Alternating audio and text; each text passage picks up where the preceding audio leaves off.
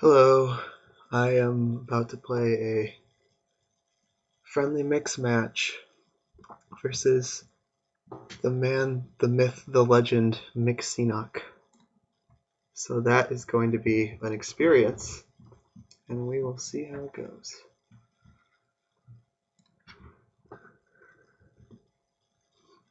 So he gets to start the first game because he is the higher seed.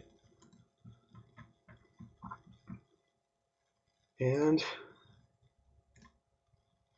let's see what we got.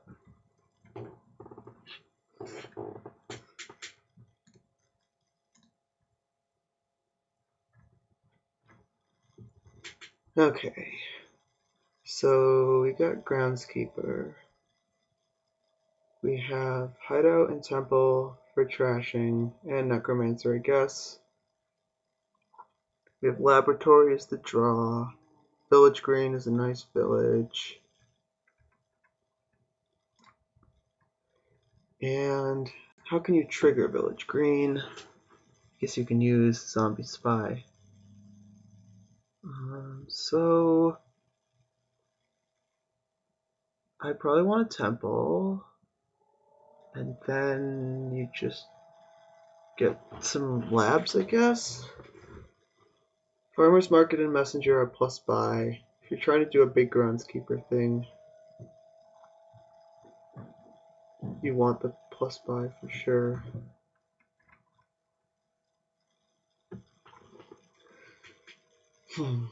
So maybe just like Temple Silver.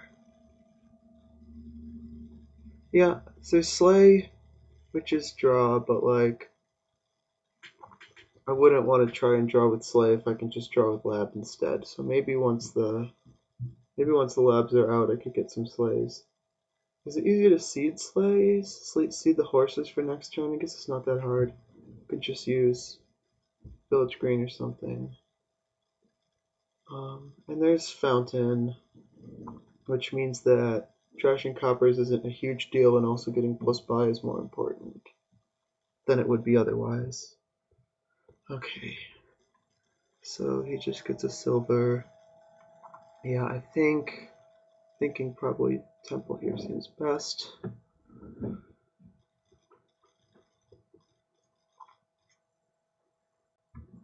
Yeah, Temple silver. Oof, sad Temple hand.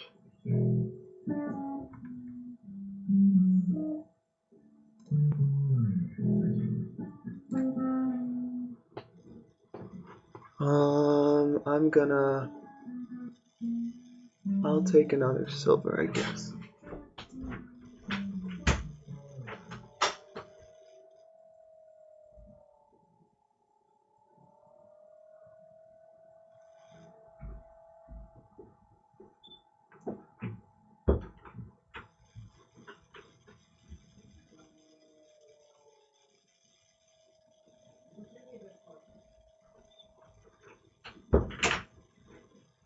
Okay, sorry.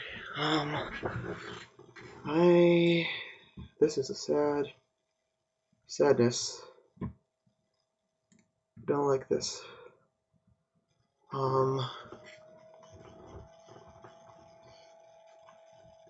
Okay. So I guess. So you got a hideout. So I could messenger for a second hideout. That's probably not awful. Could also messenger for temple, and then I could get the temple points. Either of those is interesting. I think messenger for temple is probably bad when he has the village and I don't. So I kind of don't hate messenger for hideout. I mean, he's probably gonna. Oh, so I guess he missed 5 on both turns as well. So I guess I don't feel as awful about that. Yeah, let's try messenger for hideout. Oh man, come on. I could messenger for temple now. Maybe I should just take a village green, honestly.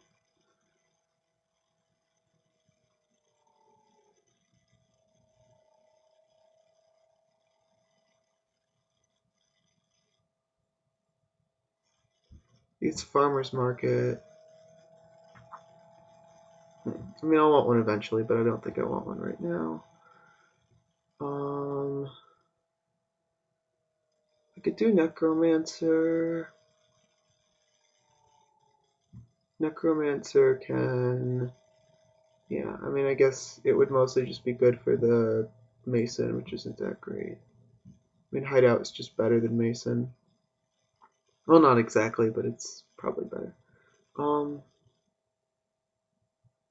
So I think just Village Green. Yeah, because I'm going to want those eventually. And I was going to say I had better hit 5 at some point during this shuffle. I hit it here. So I can get a lab. I'm way behind on trashing now because I got the sad temple draw on turn 3. So that's unfortunate. And I mean, he has more trashers. He's got 2 hideouts. He's got 2 hideouts. I guess that means he had to not play one. Okay. Do I kill the estate? Or do I kill the copper? If I kill the estate, first of all, it gives me another unique to trash with temple. So that's not getting the curse isn't that bad. And I guess I'd rather hang on to as many coppers as possible for fountain. I have...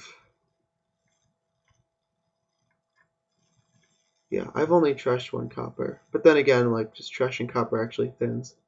I guess the main reason to keep a state would be if I wanted to buy Lab Slay, but I don't think I do. So I think I'll just kill the copper. Do I discard deck? Yeah, I think so. There's a temple in there, but like other than that, I want to see the lab as soon as possible. Oof. Well, at least I get a double trash.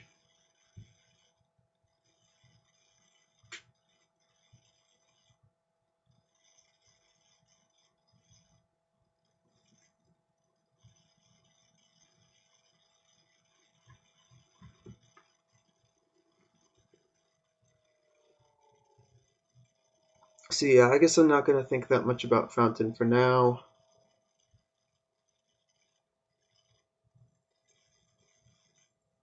Because the thinning is just too good. Okay, he gets another farmer's market. I should probably think about getting one at some point. If I ever hit 3, I think I will. But like, I mean, obviously right now I just trash. Okay, this is pretty nice.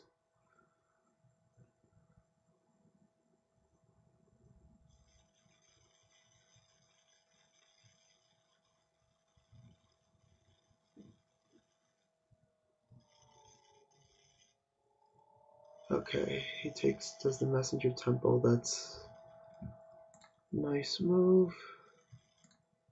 Hideout to trash, copper, village green, no, so it doesn't miss. Take another lab.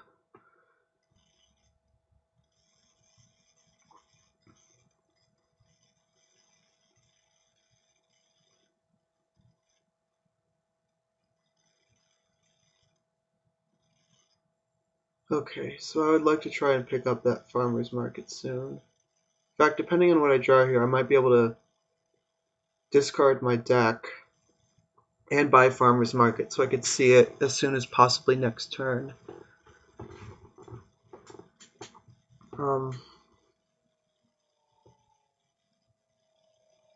I assume he'll take a lab here.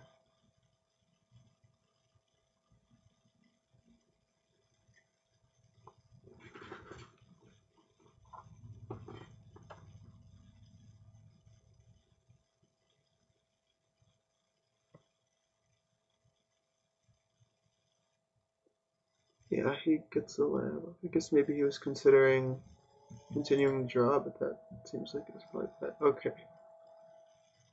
So if I temple, then I can't even like get anything. But if I messenger, then maybe I should just get a lab instead. I mean, honestly, that just feels better. Like, taking the points are fine, but having a better deck, I think, is more important than that. So I'll do this. I'll just discard. I'll just take another lab.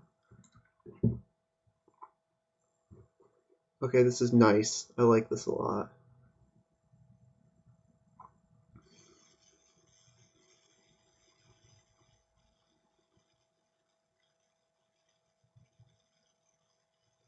Okay, yeah, so he's like super thin by this point.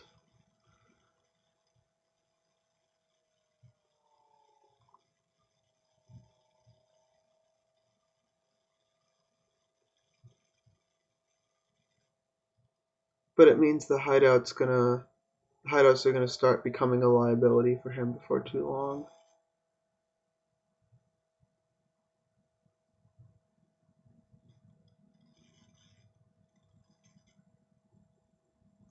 Gets advisor. Huh. Yeah, I guess advisor's fine.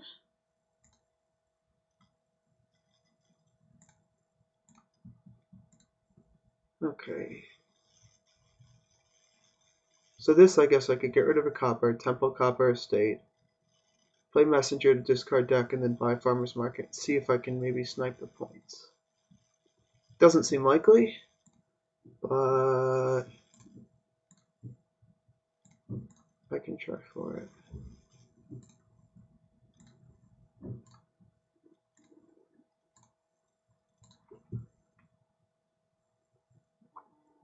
Yeah, I guess he's probably gonna find everything unless I can discard it with the advisor, and even then, probably not.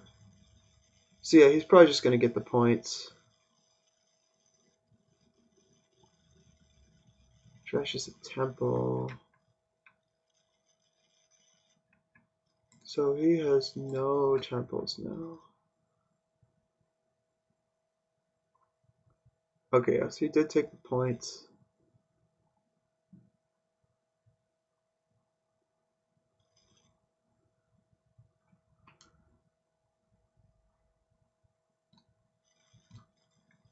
And he's trashed, I guess, all of his coppers, and I've trashed all but one. So I'm actually pretty thin too. That's nice. I thought I was thicker.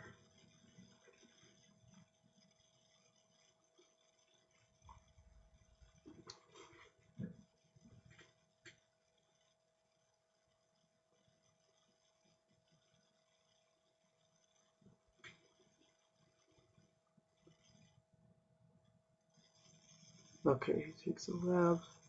So now I think is where we start trying to fight for the lab split, probably.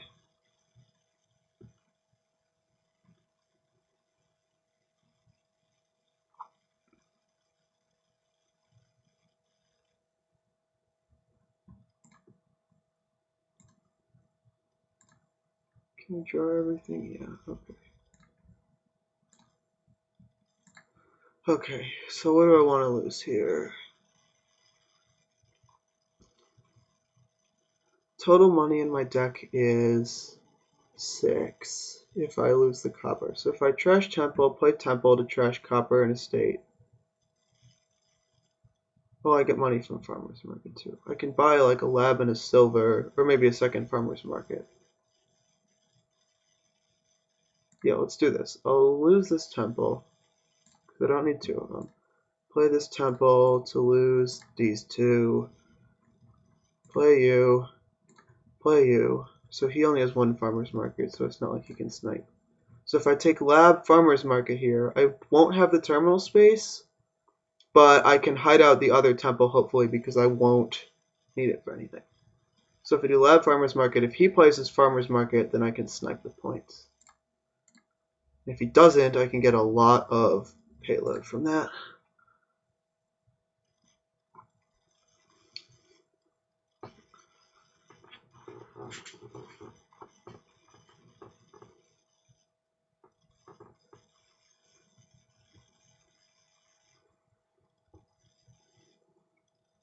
So he does play it. So I can get 4 and then snipe, which I should probably do. Because I do need to catch up some on the VP tokens. He got that early temple messenger trick, and he got the first farmer's market payout.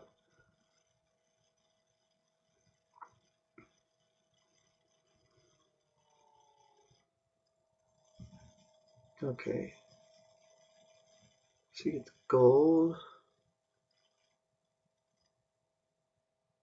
He gets a copper. Is that for fountain or is it just to add payload? I guess it's just to add payload. Can't imagine you're going for fountain points this early. Okay, so the hideout trashes the temple, which I don't need.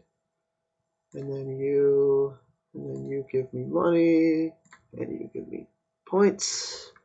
And I can double lab here. Should I? Well, how much money am I going to have next turn? I am going to have 4 from the silvers, plus 2 from the messenger, plus probably 2 from the farmer's market. So I could do like lab silver then or something.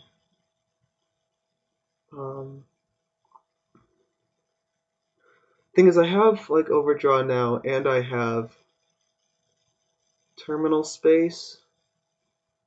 So maybe I should be thinking about adding some money, like maybe another messenger. Like I could do lab and then messenger for something that would annoy him. Or actually, no, if I messengered, I'd just messenger for temple and take the 2 points.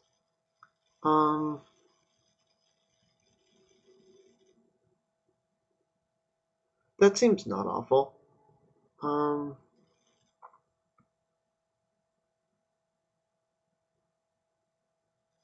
Yeah, I mean, I guess there isn't really a better use of my terminal space than messenger. I guess the alternative is taking a farmer's market and like a sleigh. Lab, farmer's market, sleigh. Can I play all those? No, I don't think so. Let's try the... I don't know if I want to try the temple thing, actually.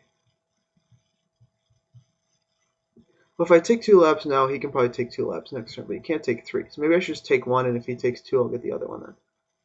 So I want to take a lab and add payload. If I had 11, this would be nice, because I could just do lab and gold. So maybe I will do the messenger temple thing. Yeah, let's do that. Except I can't. I forgot about the messenger by thing.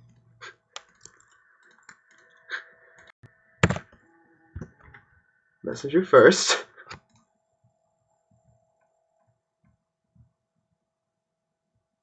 Oh, he has a sleigh, so he could react, but he probably won't.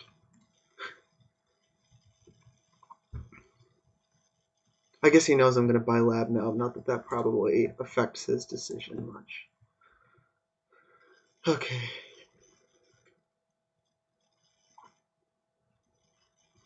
So... no, assuming he plays farmer's market, I'll have enough money to double lab. Okay, does it matter which one I... it doesn't. He's got a hideout. Doesn't matter. Probably kill the temple I just gave him. Yeah.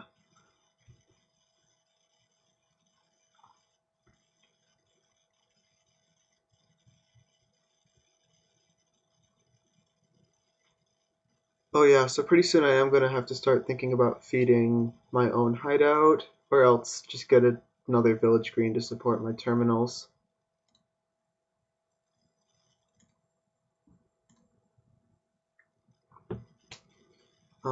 Because I think right now I can feed it the temple, but then I won't have anything to give it.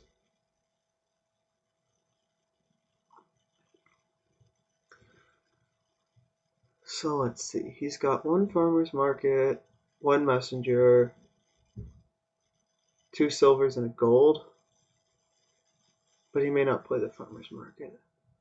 Oh, he will play it, okay.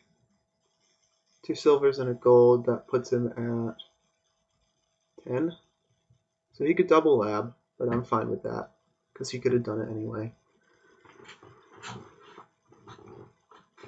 And if he doesn't, then I think I can. Yeah, I can now, because my farmer's market will give me 2.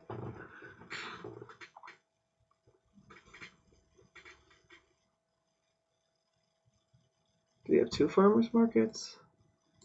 Oh yeah, I think he does.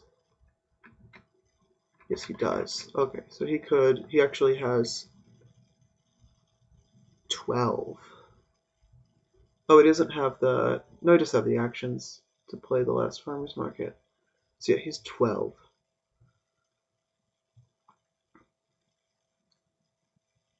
Oh, and if he plays the other one, it means that I will have 11, so I can lab gold, which is something I would like to do. Oh, he's 13. Oh, he's got the copper, right. Forgot about that thing.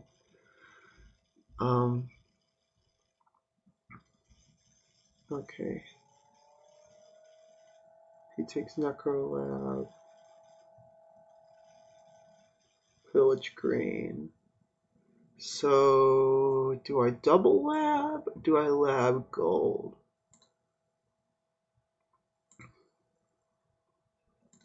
What's the lab split? I already have 5. So the question is, he does have the sleigh, so, but he didn't play the sleigh. He probably, I think he's been hoarding horses though, because I don't think he played any. Oh no, he did play them. So my draw is better than his, I think. So yeah, I'll play hideout. I don't need this. Play village green, and then I think I just play all this stuff. Yeah, I think I'm fine with lab gold. I think I need to be adding payload more. I already have overdraw. Decent amount of overdraw. I have like 4. And then I will need food for the hideout, so maybe I'll try the copper thing as well. Honestly, I can probably take a couple coppers. Okay, we'll do this. Yeah, he can take the points, but like I need to play it. And lab gold, and then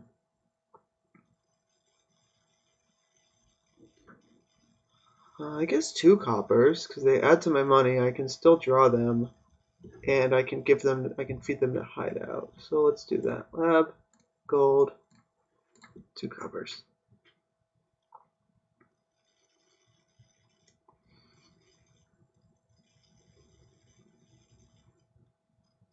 So now where are we going here?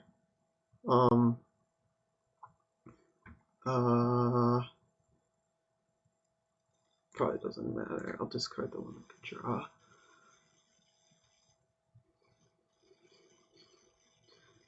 So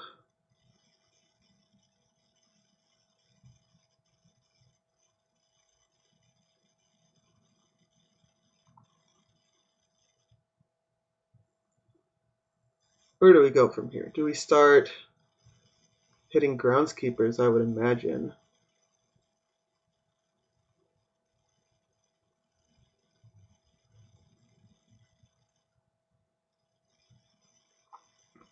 Yeah, so is he going to take those points? Probably. Oh, he did the necromancer to take the points. Okay, that's clever.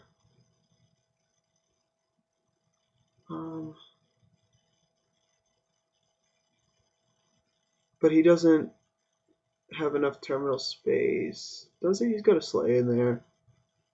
Yeah, he does. Um,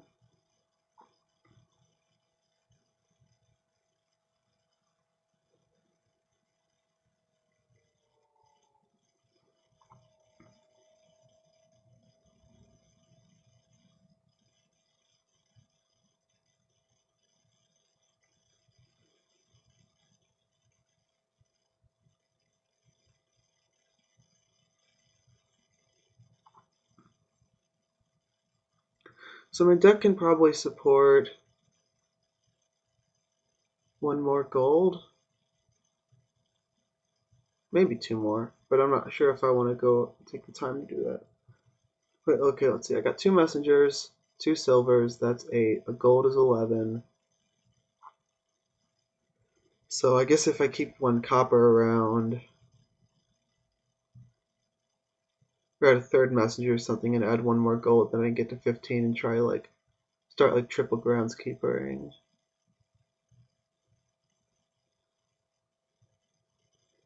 I mean, or double province on us. So I would want to keep the. keep that option open.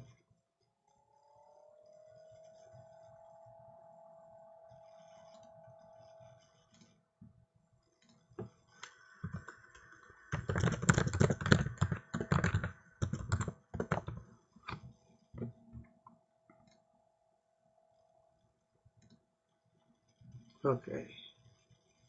So he gets advisor, more village greens, and a gold. Okay.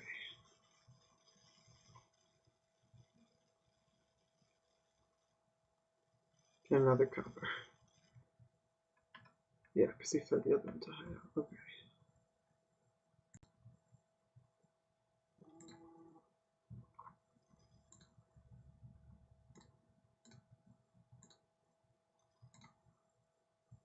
Oh, really? So there's 4 labs in those cards. That's sad. How many farmers markets does he have? 2. So he can snipe with the necromancer again. I guess I should probably get a necromancer. So I'm not gonna discard my deck because it's like 80% labs.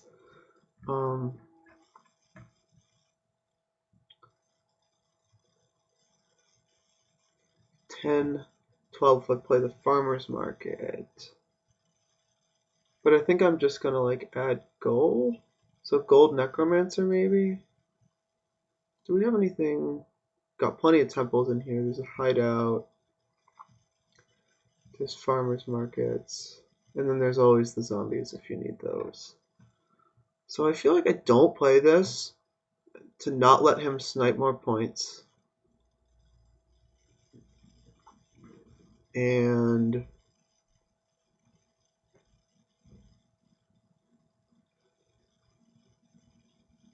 just go necromancer gold.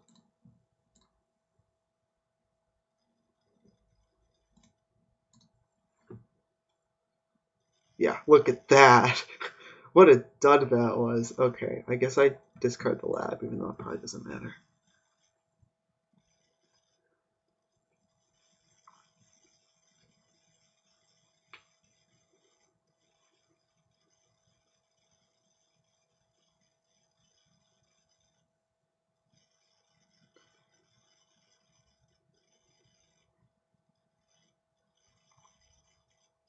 Man, how do you bottom deck 4 labs in a deck like this?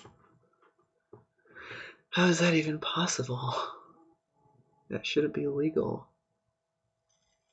So he didn't draw everything either, but I mean, my draw should be better than his, so. Well, I guess he's got the advisors, but then again, advisors don't really help you draw that much if your deck has a decent amount of stop cards. Okay, so he starts on the groundskeepers. I should probably do likewise.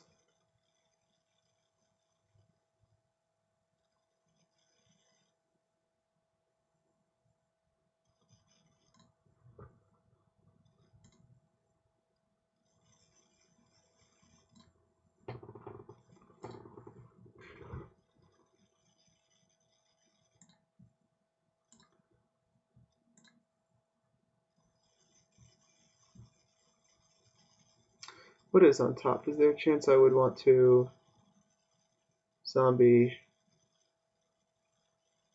Mason it?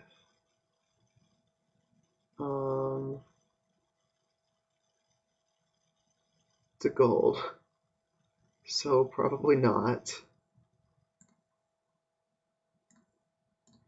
And I'm short on terminal space because I didn't focus on that. So I guess I'm gonna want to add a village green. So he can pop farmers markets anyway. So I might as well just let him do it and let him get as few points as possible from it, which would mean playing this farmers market and playing necromancer's farmers market. Gets me a lot of money. Gets me 3, yes, it gets me 3 and 4. That's 7. Plus the messenger is 9, plus my treasures are 19. It's a lot. With 19, I could get a village and 3 groundskeepers.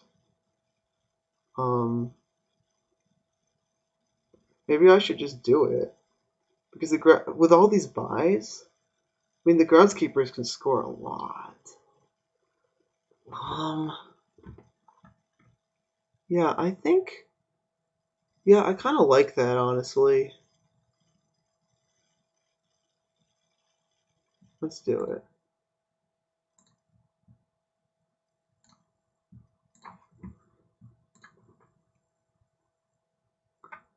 So, yeah, I guess the alternative is I could add some payload.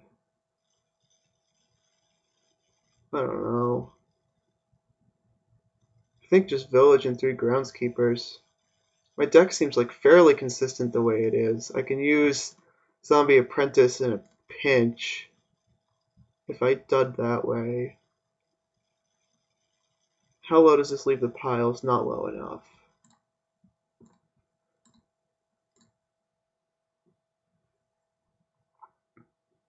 Now the other thing I realized is that I don't have hideout food,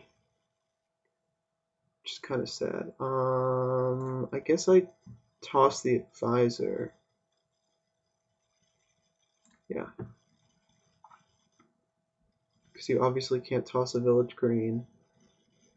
And I want to try and make him dud as much as possible. Or at least, like make him use his horses, that kind of thing. So, okay, yeah, there's the kind of tricky question of what am I going to feed to... What am I going to feed to hideout?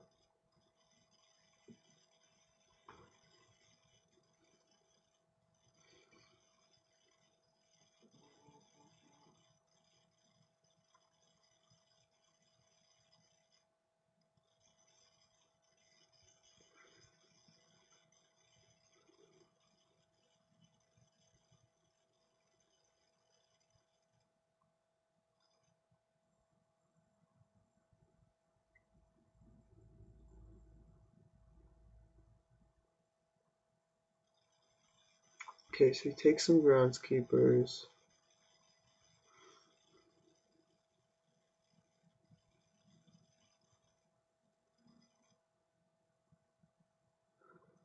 So I guess in terms of giving hideout food, if I can afford it, I should be buying an estate.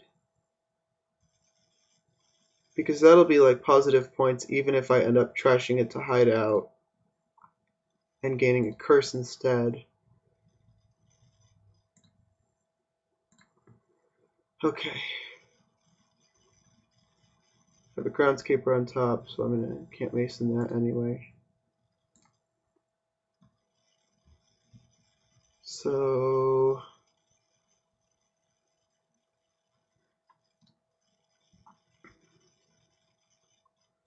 is there something I can do here to gain me anything? I think so. I just probably either can't play hideout or I have to feed it a silver.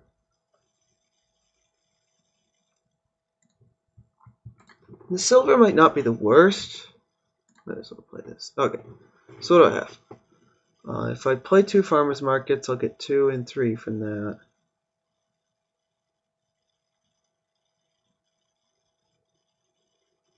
The alternative is I could just play Necromancer as a temple and trash the hideout directly. But that doesn't, I don't know, that doesn't feel that good.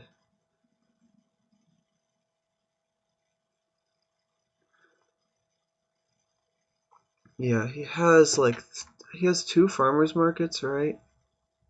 Or maybe he just has 1. He only played 1. Yeah, I think he might only have 1. So if I play just 1 farmer's market, he'll get a lot of money, but he won't get the points. There's not like a messenger in here or anything.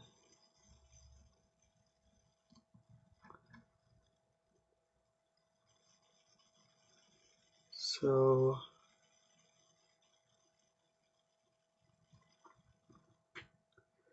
Yeah, well, okay, so let's see. If I play Farmer's Market for 2, Messenger, Messenger, that's 6, 16. It's not enough to do 3 groundskeepers and an estate, which would be kind of nice to do.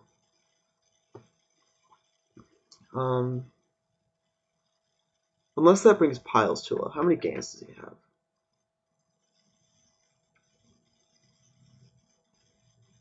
He has...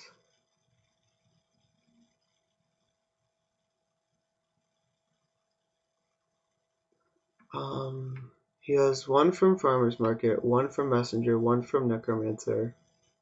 I think that's it. So he's got 4 gains. So if I do 3 groundskeepers and an estate,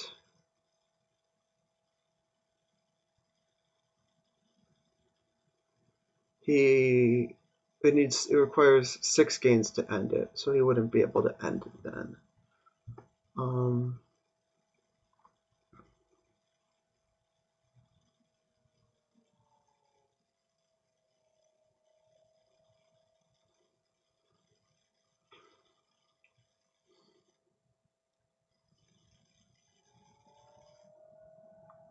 So let me okay, so if I play Farmer's Market, I get 5, 9, 13, 19. 19? No, wait, that's not how math works, I don't think. Yeah, because I can't play all this stuff, so 17. Yeah, I'll do that.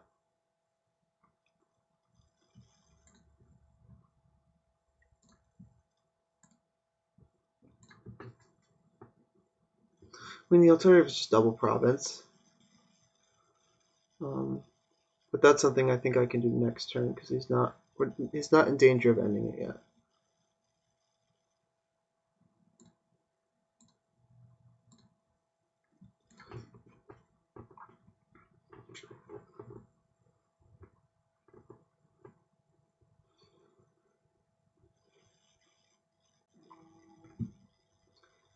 So yeah, hopefully I can get enough of a point lead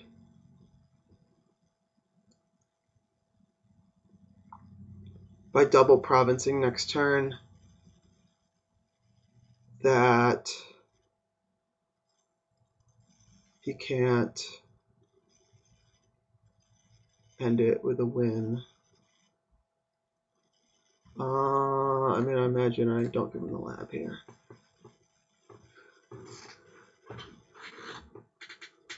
I mean, again, I imagine I don't give him the lab.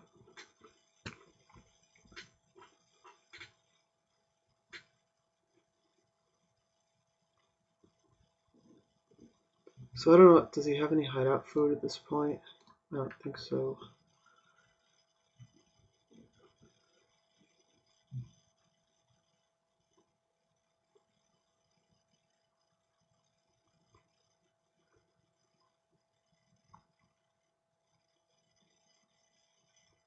I think he's got 1 copper, right? Because there's 46 coppers that start in the supply, and only 4 extra coppers have been gained in trash, so he does have 1.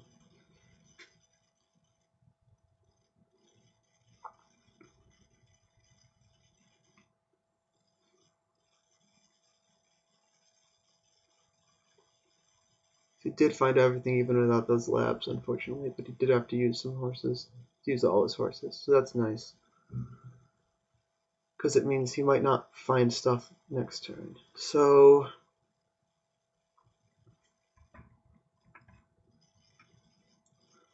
unless he was like deliberately not playing a bunch of extra plus buy cards,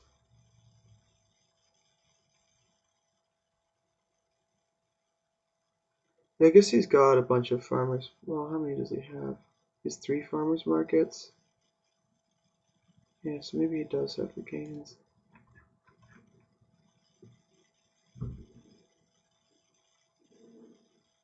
But I also wouldn't think he has the money. I don't know. I guess we'll see. If I miscounted, then I'm a fool. But I hope not.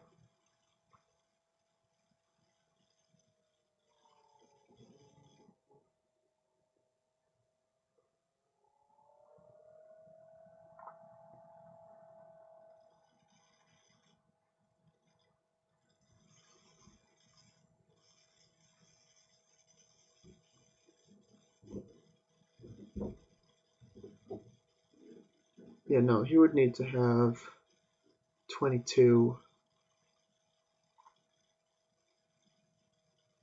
to pile, I think. I don't think he has that. He's only got a couple of golds.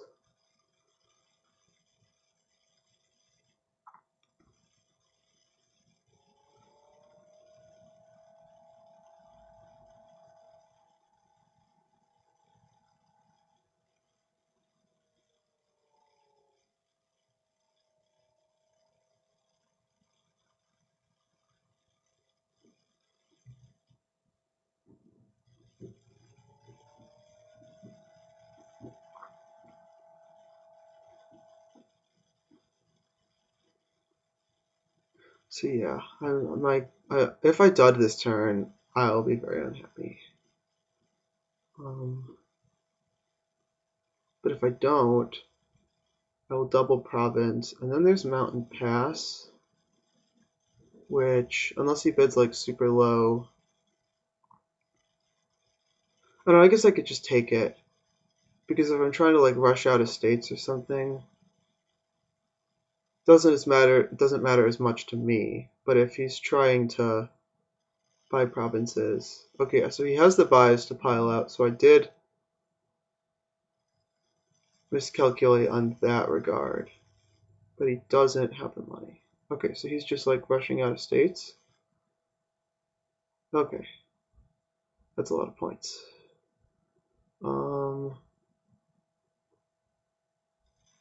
Yikes.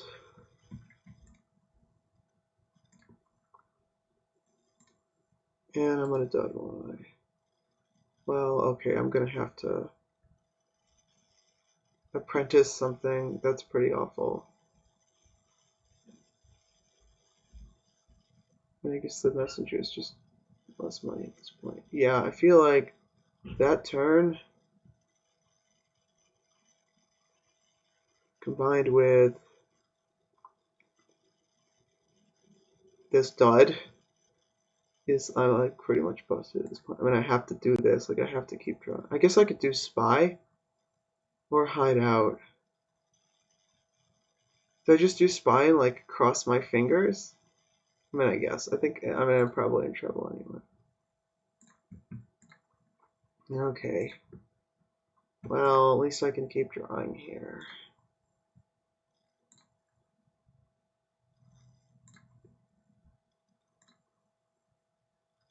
But that was not something I wanted to do. So I've got an estate in there.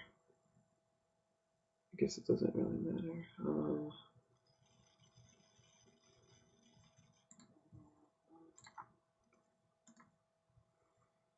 So, I mean, what? Can I do anything about this? Do I just double province and hope he duds? And try and like... I mean, he can't take that much debt or he won't be able to end it. So, I guess I just double province and hope that he doesn't make it, which he's got a lot of estates. It's definitely possible that he doesn't make it. So I think that's like my best hope.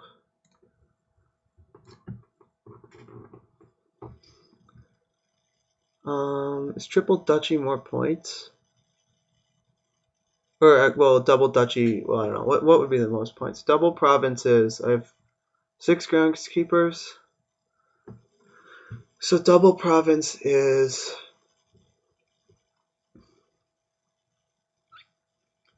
it's 6 plus 6 plus 6 plus 6, which is 24.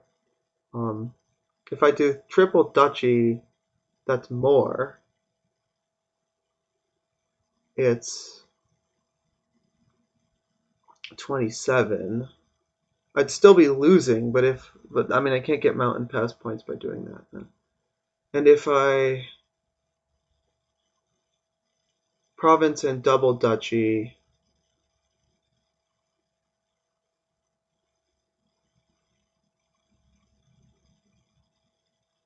province double duchy is no wait. If I do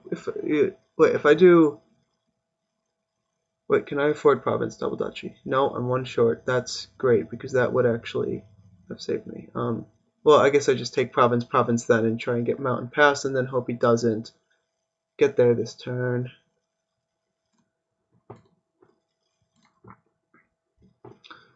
Yeah, I mean, like if he does, then I might be able to do it. Or at least get more province points, get more provinces so he's not ahead and can't end it. Yeah, I'm not taking coppers. That is just going to make me dud. I don't even need this hideout to draw anymore. So yeah, okay. Let's see what you're going to bid.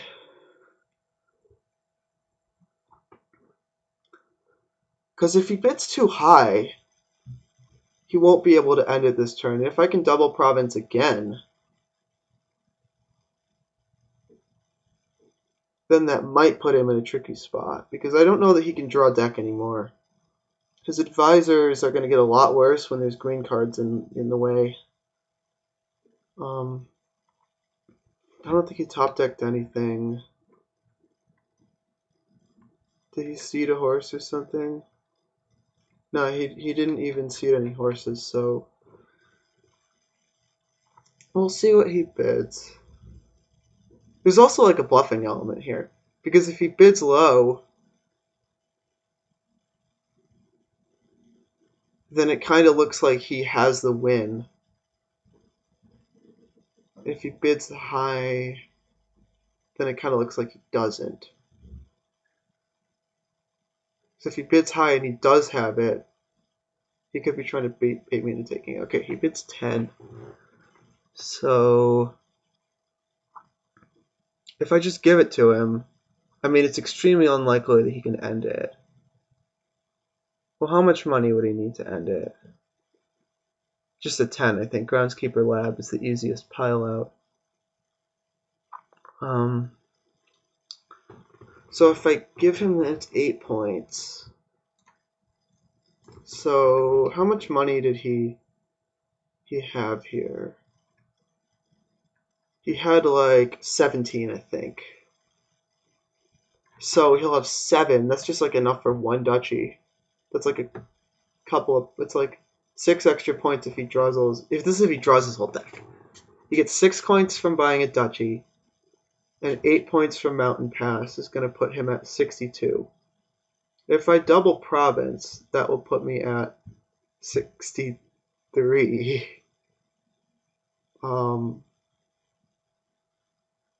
I think I let him have it here.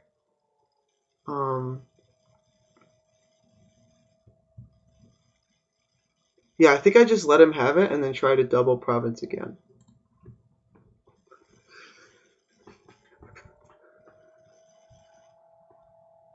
Okay, so which of these do I not want you to have? Probably Necromancer, because it'll give you... Well, it'll give him extra points, I guess, which I'm not really sure I want him to have. Groundskeeper will give him like only 1 point. Yeah, I don't want you to have that, I think.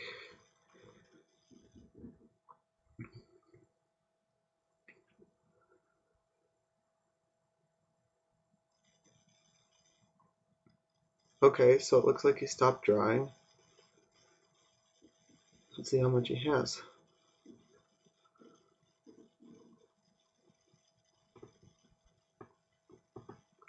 So, I think I have the draw in my deck to get to everything, and I think I have enough money. Oh, so he does have farmer's market, so he takes the points. He can pay off the debt perfectly. So this is basically do or die. I mean, I'm gonna try and draw. I'll see if I can draw. If I can't, I'm screwed. But it's looking pretty good.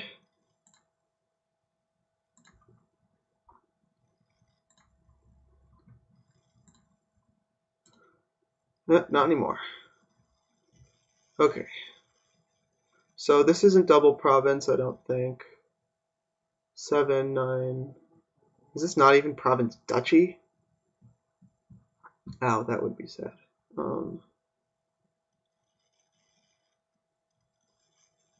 With only 3 groundskeepers in play. Yeah, I mean, this is probably over.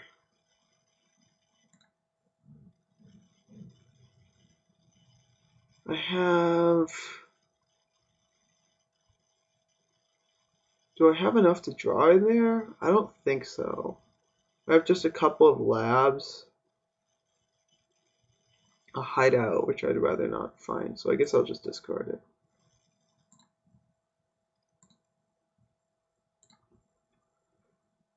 So that's real unfortunate.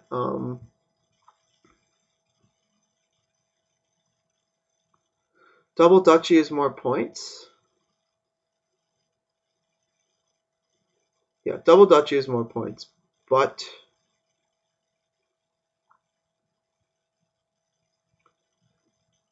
I pretty much have to keep drawing. Because what's he going to do if he doesn't have enough to end it? Just try to end it. So if I double Duchy here, I get, well, I get 12 points, right? Puts me at 51 versus 48. Yeah, I guess, is the extra dud chance from the extra green card worth the chance of those 3 points making the difference? I mean, I guess at this point I gotta play for myself to get lucky anyway. So I think I just continue that trend and hope that I get lucky enough to have good draws here. And he did see like all of his payload, 2 golds, 2 farmers markets. So if he doesn't get around to it, he does have a horse down there though. Okay, well I gotta discard the groundskeeper, obviously. So he's got a decent amount of draw here, but if he doesn't get around to that much of his payload, I mean, could be okay. I mean, I gotta see. Like, it's definitely my only chance that he can't end it.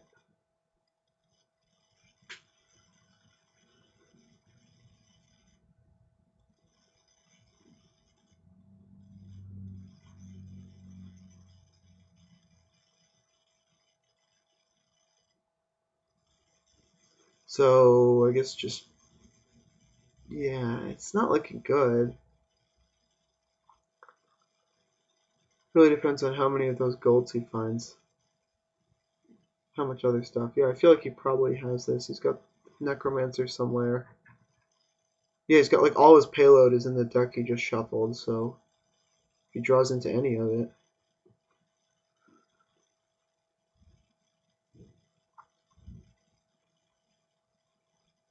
Looks like he's probably stopped drawing now. Oh no, he's got hideout. Okay. Takes a curse. That could make a difference, unless he just has a win here. Yeah, he probably has it. Oh. This is a good one, though.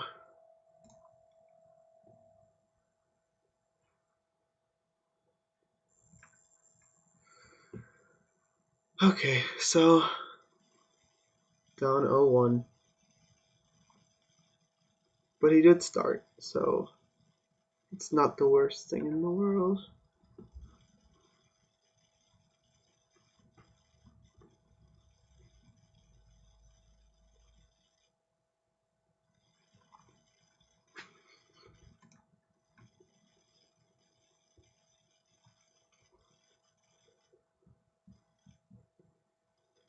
Okay.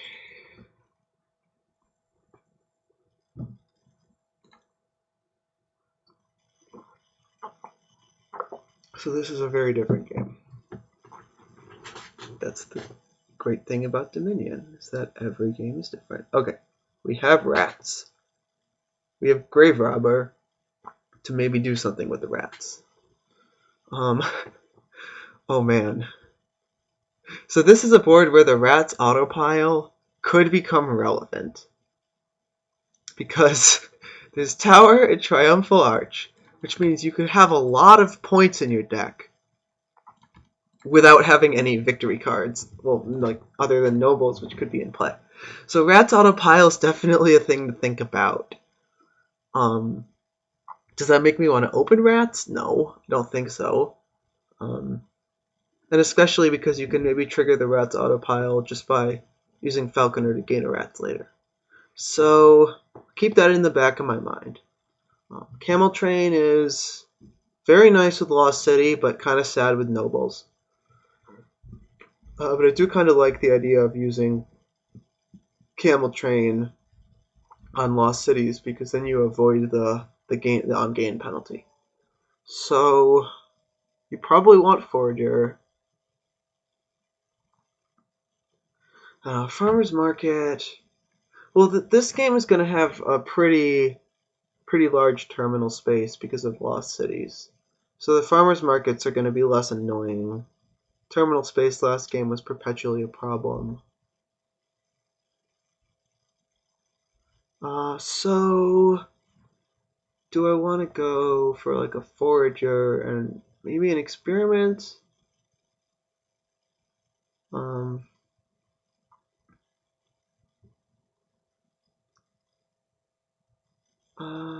Opening experiment is like usually pretty good. It's better than opening silver. I mean,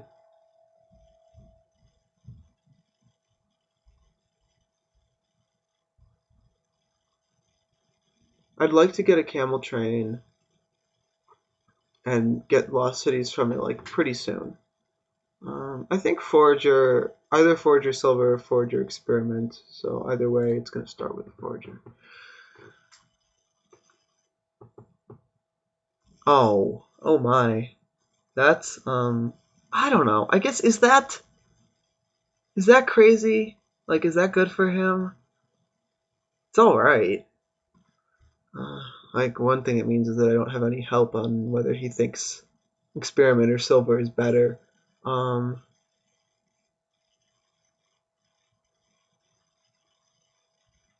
think Experiment's probably better. Yeah, let's do Experiment.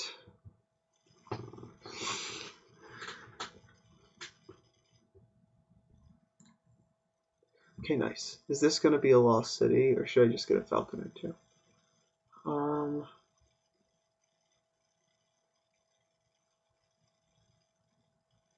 If I get a Falconer, it might trigger his Falconer, and that would feel very bad. On the other hand, if I play Lost City, it might make it will give him a clean shuffle. I mean, I gotta get one of the two. I think giving him a Falconer play would be much worse. So I think I'd rather just take Lost City.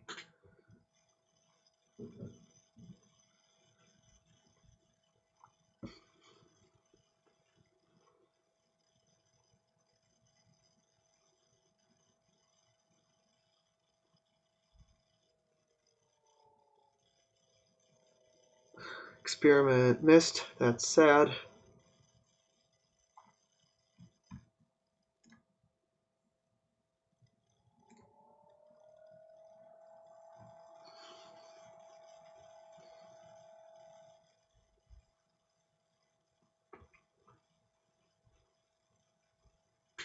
So I guess I just trash a state and just pass here, because what else am I going to do? So what? I guess he's probably deliberating over a Falconer play.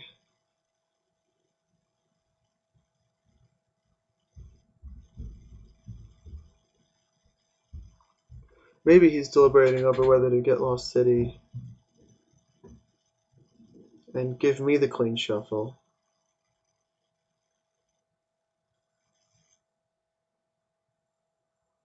He goes for the rats. Interesting. Okay. Well, I'm just going to do this.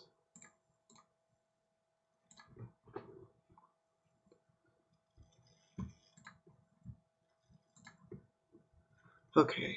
So do I take nobles? Well, there's the Falconer trap again. I'm gonna have to get a Falconer at some point. Guess it would be nice if I could do it without... I mean, I want to load up on Lost Cities. Lost Cities are just good. And maybe I should get one more Falconer. Or maybe I should get the Falconer first before I get another Lost City. No, I think I should get the Falconer, and just if he has the Falconer in his hand, I'm just gonna be sad. Okay, he doesn't have it. Here I can get an experiment. Or maybe I get the camel train? Nah, I can hopefully... Ideally, in my next hand, I'll see Lost City and Falconer, and I can be able to count the money in my hand right. Only see 3. Well, I don't know. Whatever, we'll see. This is pretty clear. So, okay, wait, what is down there? It's Lost City, Estate, Falconer, and 4 coppers. So if I play Lost City, see everything, I'm only going to have 4. So it's not like I can Falconer the camel train and then buy another, and then play it, and then buy a Lost City and get another one. That is something I would like to be able to do, but it unfortunately is not going to happen. If I get the camel train now, I could Falconer for an experiment, perhaps play the experiment, draw. I mean, I could draw into camel train, but that just seems unlikely. So probably I just get experiment on both and try and go through my deck quickly. Yes, I'll just get experiment. I guess the other thing I could do here is Falconer a farmer's market, which farmer's market is nice if you're the only one to have it. And it would let me hit 5 to get a Lost City.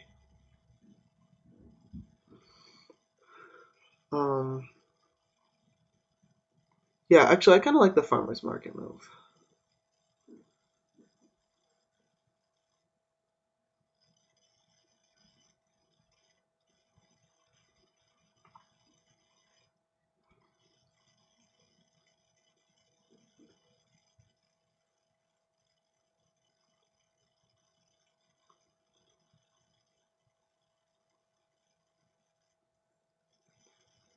Okay, he takes experiment. It's a grave robber. He's going for the grave robber rats thing already? It seems way too soon for that. Like, Falconer gaining experiment is kind of awful draw. It's like, it's just a smithy with one of the draws delayed. Okay, so I think I gained farmer's market here. Is there a treasure in the trash? No, so I can't do another fortune. Yeah, I think I like the farmer's market here. Oh, of course! Of course! I think he had one... Didn't he have... That's infuriating. Well, whatever. You're drawing good stuff anyway. I might as well give you more good stuff. And I'm never going to have my Falconer in hand. Yeah, okay, that was annoying. At least I saw my lost cities at the top. Hopefully I can find the Falconer and do a camel train trick this time.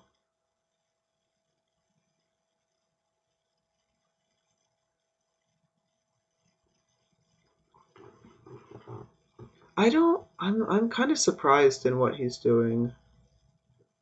Like, he's mixed Qsenoch, so I'm sure he's got a good idea behind it, but grave robber rats, like, right off the bat. And what is he going to grave robber them into, like nobles or something? It draws a card, possibly drew something dead. And then gains what, like a nobles? Rats into Lost City just feels so sad. Yeah, okay, takes nobles. Of course, I don't have Falconer in hand to react, because that'd be ridiculous. I guess he doesn't either, so that's not that bad. Takes a Lost City.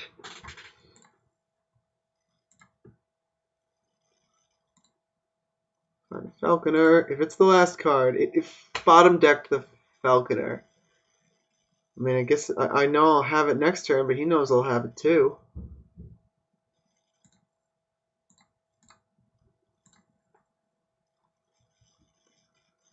So what? Like I want to say like Lost City, Camel Train, or the Lost City Experiment's probably smarter, just to maximize my chance of drawing stuff again. I could do Trip Experiment. Oh, okay, that's kind of spicy. That's just kind of like buying Stampede, except more expensive. That feels pretty good, because then I can probably save some of the experiments. And then I can focus on doing like Falconer, Camel Train, Lost City tricks to get like sustained draw. I'll do that. That feels pretty good. So he should know I have Falconer in hand. But if he lets me get a free play of it, I mean, I won't complain, then I can play it twice. I'll probably take the...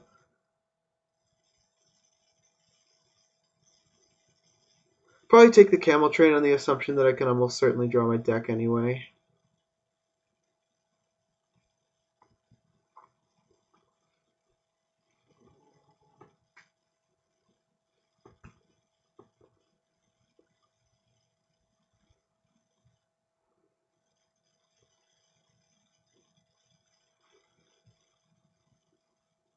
So he has no experiments, only one Lost City. His draw isn't that great. Falconer Experiment. Yeah, he's not going to let me trigger my Falconer, of course.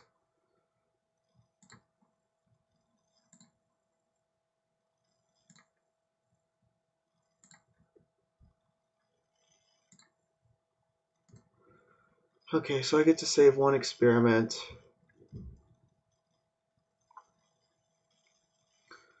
So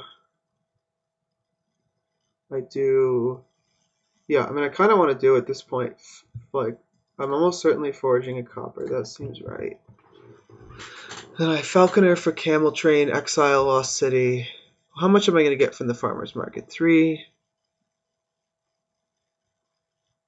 So I could get like a second Falconer maybe. Is there anything? Is it just rats in there, right? So I'll get 3 from the farmer's market. So 10. So I could do like Lost City and a second Falconer. Having the second Falconer, I think, will be, well, I kind of run out of terminal space, so I can use it to get experiments. That will probably help me be able to draw as well. So let's do this. Falconer, grab you, exile you, get 2 Lost Cities for the price of 1, and I'll take the second Falconer. He doesn't have Falconer in hand, which is good. So I have a lot of gains now. That's good. How am I on arch points? My arch points, I guess, come from 2 Falconers and a bunch of Lost Cities. So yeah, gotta start thinking about how piles can run, because piles can run pretty dang quick.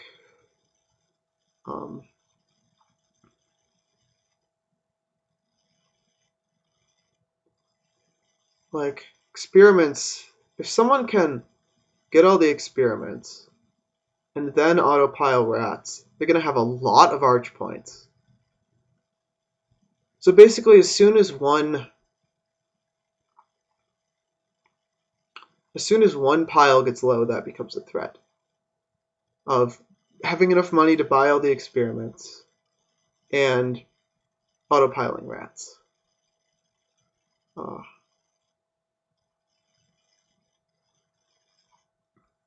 he has the Grave Robber for a gain.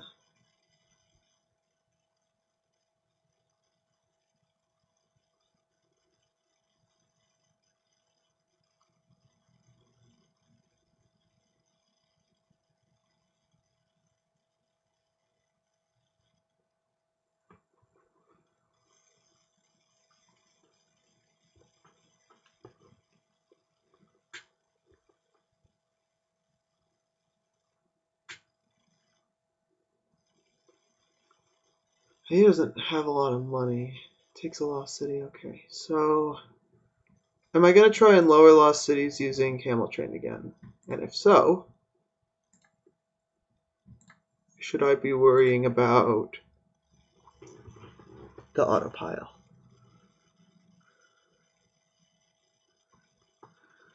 Okay, so forage copper seems likely, but I am going to kind of counter what I'm going to do. Okay, so I got 4 from Farmer's Market. Guess he might be waiting to snipe the Farmer's Market points, but I'm not really complaining because that seems like it would set him back a significant amount, given that he's kind of using Falconer for draw by gaining experiments. So, okay, I get 4 from Farmer's Market. The Forager will cancel out.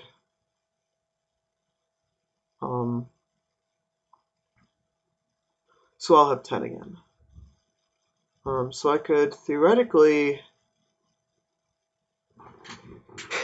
I could get a bunch of lost cities.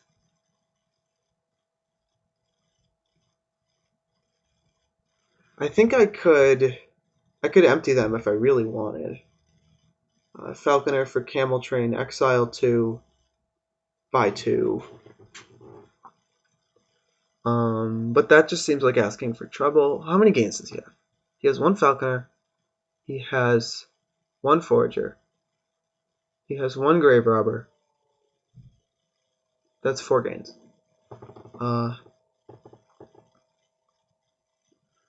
So he could, if I emptied Lost Cities, he could theoretically empty Experiments and autopile Rats, but I don't think he would have the draw to do that. So if I empty the Lost Cities here, I guess I am threatening that. Well, I don't know if I'd be able to afford all the experiments is the thing, especially with Farmer's Market being lower. So I don't think I should like jump the gun on that. I should probably get 2 Lost Cities and then focus on like adding payload. So I got a Golden Exile. So okay, I'm gonna forage a copper. I think that seems pretty straightforward. I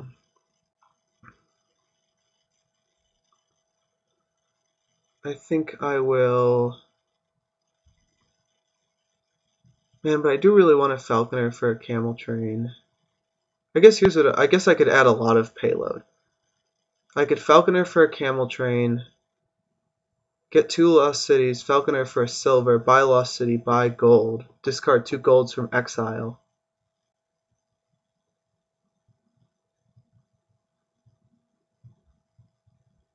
Okay, that actually looks like a pretty good line, and I'm pretty sure it wouldn't leave him with like a possible win. So I'm gonna do that.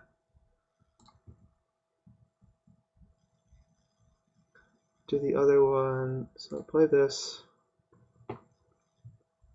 If I want to buy Lost City gold, I'm gonna need at least 1 more. So I just take a silver.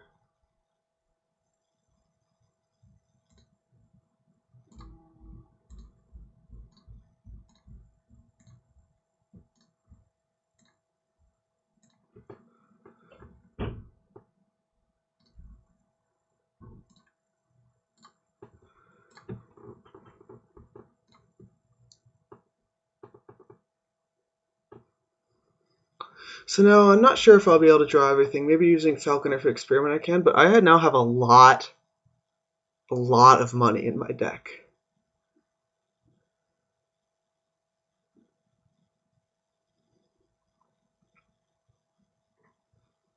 And so now I guess if I draw everything, it's theoretically, I think I have the gains.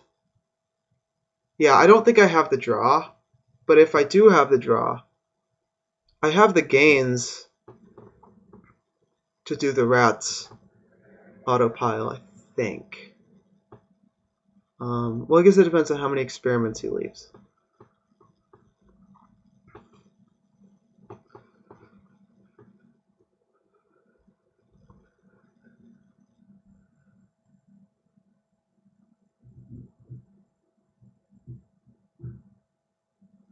I guess the problem is that you can't use treasures for the Rats autopile.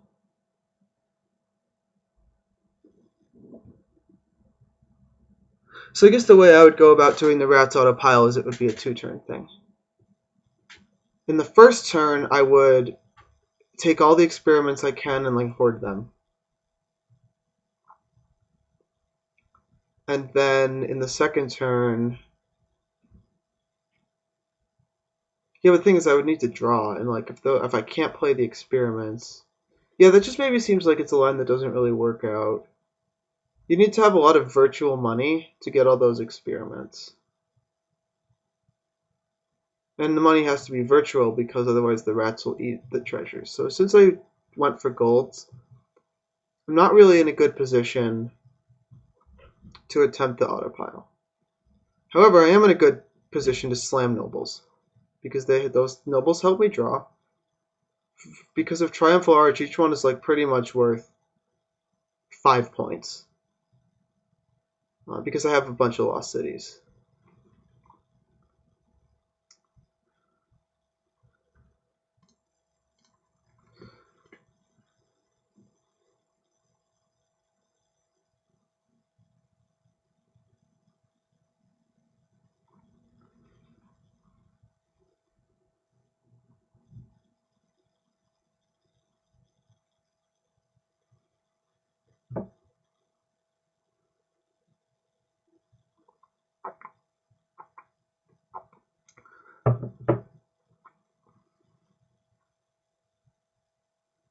Okay.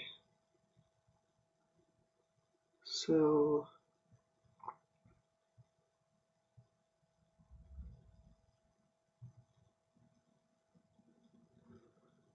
I assume he's going to try and add more gains here.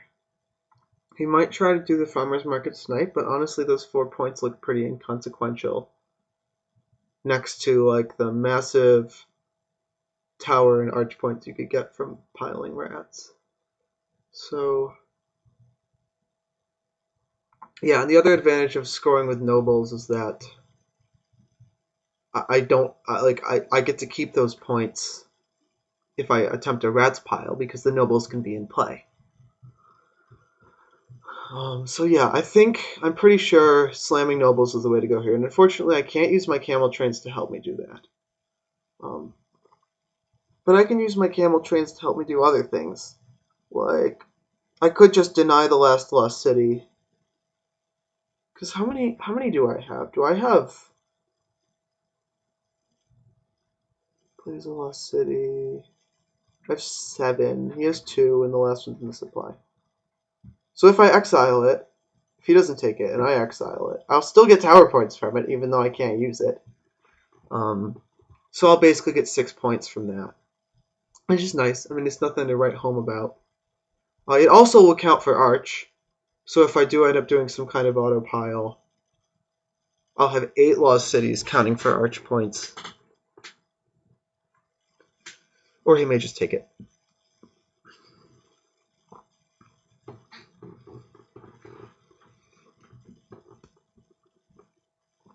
Yeah, I really like this Camel Train Lost City interaction, because like if Lost City didn't have the on-gain bonus, it would be so powerful. Everyone would just rush it. So like with Camel Train, like only a half to a third of your lost cities have the on-gain penalty. I mean, okay, he doesn't get punished for gaining a Falconer, unfortunately, because I will never ever start a turn with Falconer in hand.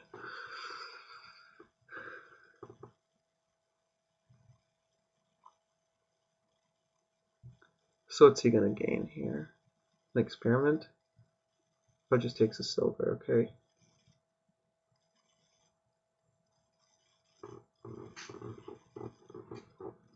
So all that messing around, I guess, just got him an extra Falconer. Doesn't have very much money. Okay, he just takes the last lost city. Okay, so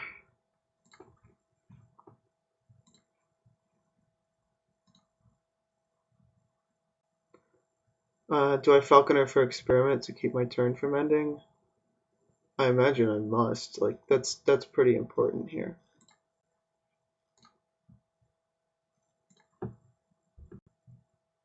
And it still ended. Fabulous. Okay, well, I've probably got a falconer in there at least, so I can probably catch him on something. So, okay. Got 2 camel trains that unfortunately can't be used on nobles. So I'm going to try and slam nobles here. So do I take the farmer's market points? I mean, I can't imagine I just leave them and don't play farmer's market when I'm not doing anything better with that. I mean, I guess the only thing is that I lose a gain from it, but I don't lose a gain from it because I can just buy it back or buy something else back. So I think I just take them. Yeah, points acquired. I'm pretty sure I kill a copper here because being thin is pretty important now that I have all this payload. So now I can exile a lot of things that unfortunately don't include nobles. The money I have is 12, which is enough to buy 2 nobles, which is very nice, and I'm happy about that. So what am I exiling?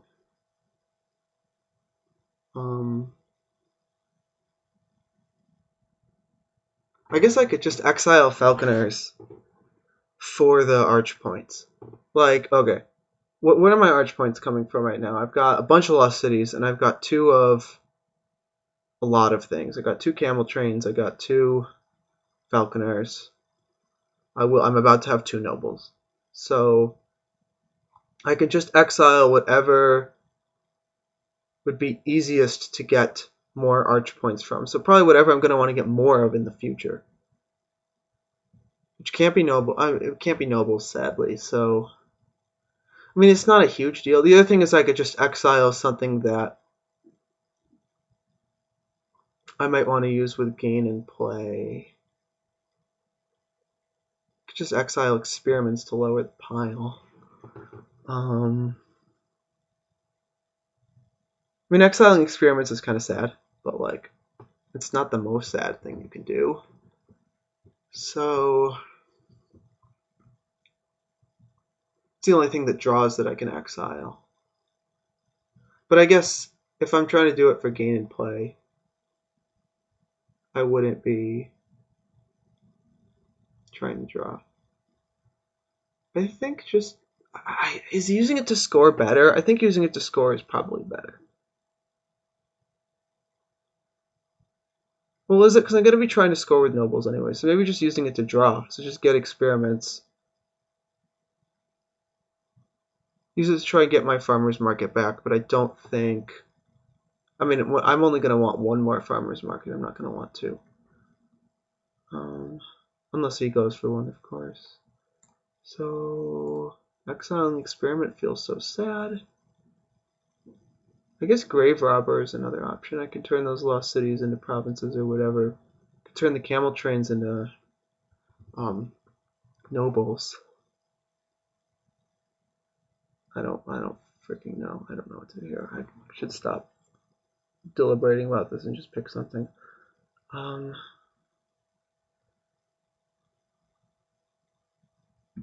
gonna pick experiment.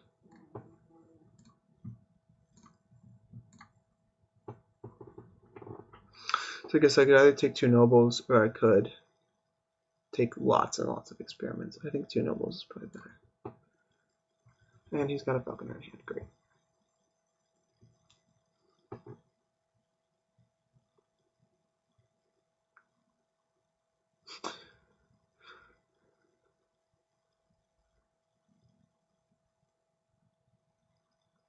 So I guess do I have to worry about the autopile?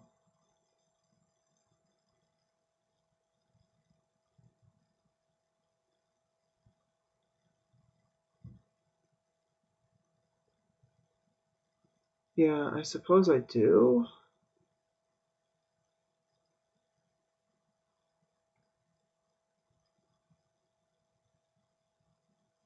Yeah, I guess maybe I shouldn't have lowered experiments. I mean, okay, taking experiment scores for me, but it also makes the autopile easier, so I probably shouldn't do that. I'll just take another nobles. And I don't have the falconer in hand. Okay, well... If he has the win, then good for him.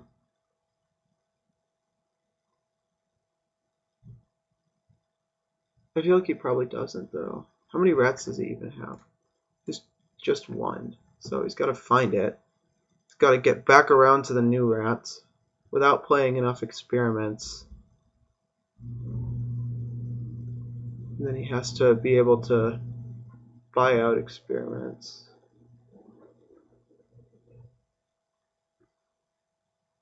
So I don't know, it's not impossible.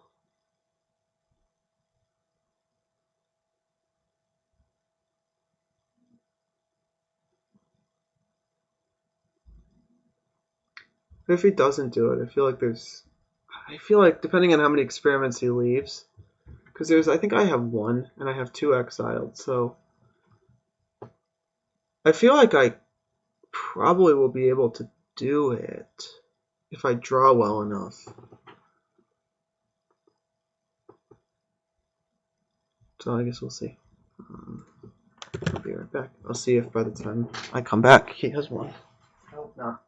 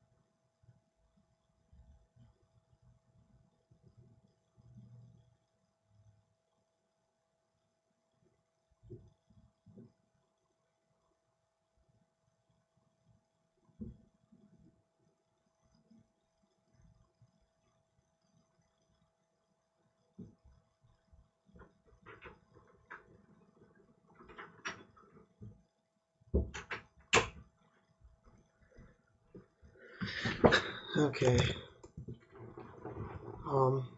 So played a bunch of experiments. Okay, that's good. I assume he was trying to figure out if he could do the thing without playing them. I guess maybe he can do it anyway. We'll see. His deck is smaller than I thought it was. Guess that should make sense, though there's not much in it.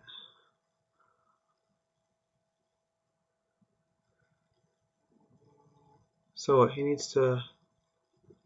Oh yeah, that Falconer hit really hurt. Because he got an extra play out of it. I guess it really just gave him extra draw. But, like, it was a lot of extra draw. It was very relevant.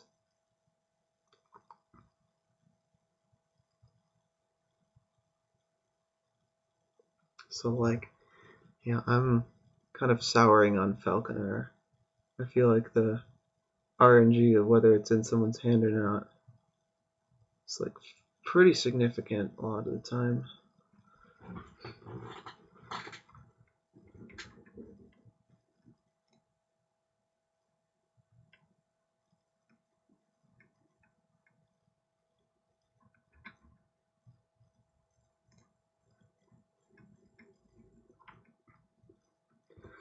Okay, well, this is great. Just sitting here waiting to see if he has a win or not. I mean, he can Falconer for 4 experiments. But the thing is, he's going to have to draw through them because he can't play them. And he only has 1 rats. So he'd have to Falconer for 4 experiments, play the rats, and then draw back up. But he can't do that without playing experiments, I don't think. So maybe he doesn't have it.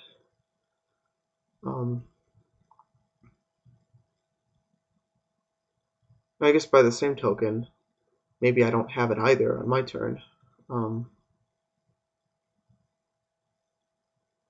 Because I'm going to have the same problem. I suppose I could do something like Camel Train and Falconer to gain a bunch of foragers, and then forage all my treasures for virtual money so that the rats don't eat the money. Maybe he's considering doing something like that. But he doesn't have any golds, so that wouldn't be as effective for him. He doesn't have any camel trains either. So, I don't know. If he's got to win, well, someone's probably going to post it in the puzzles channel. If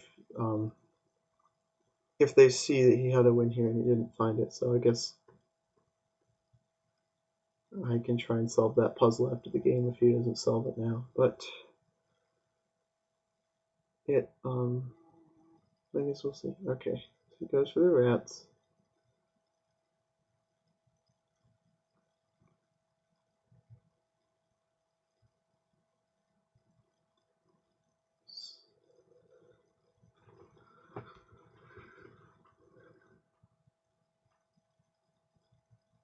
It's grave robbing something that's not rats. Grave robber like Falconer Province? Well, I don't know. I guess I'll just see what he does. Oh, he might be trying to gain a rats?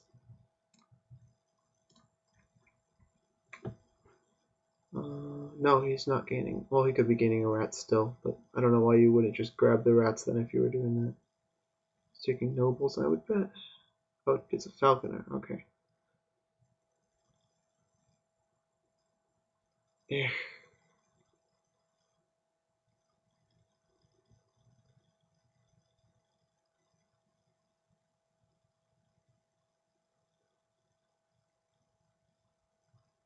If he has this, it will just be because he started with a falconer in hand, I think.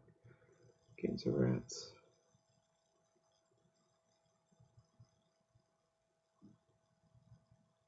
But he doesn't have the forager, so does he have any virtual money now to get the last experiments?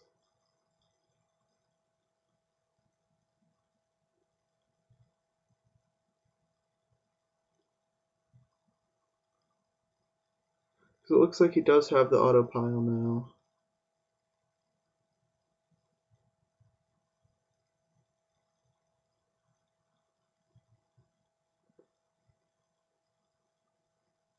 He doesn't have another grave robber.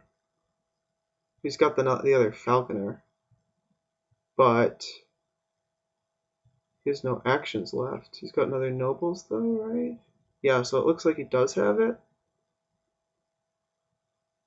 Man, that would be annoying. Yeah, I mean, if he's got nobles, he just plays nobles, plays falconer, and then goes to town with the rats.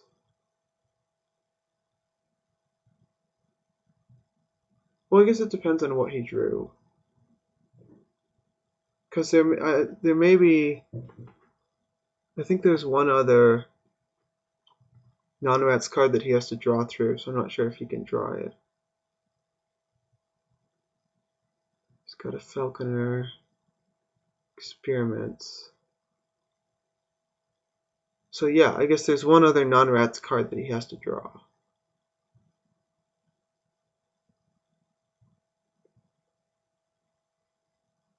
So maybe he doesn't.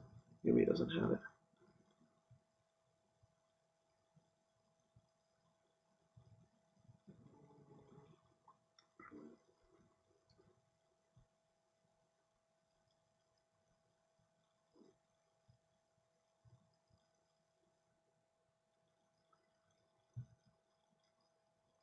For actions, I imagine. Yeah. So now, I mean, he doesn't have a rats in hand, right? Does have a rats in hand? Does have a rats in hand. But it's not enough. If he falconers for experiment, he plays rats, he'll draw a card that isn't a rat. Or the rats isn't a. He'll draw a card that isn't a rats, then he'll have no rats in hand. He can't play an experiment because then they won't be empty.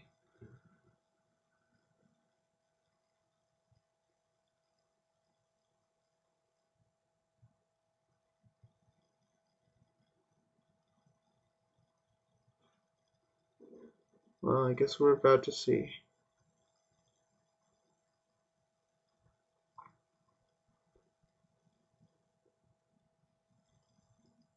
Kane's experiment. Now, does he have any draw cards in hand? Or is he just going to leave it and try and do the... Okay. So...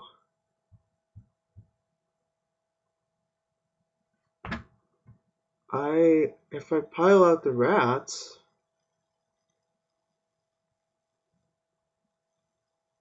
I mean, would I just win in that case?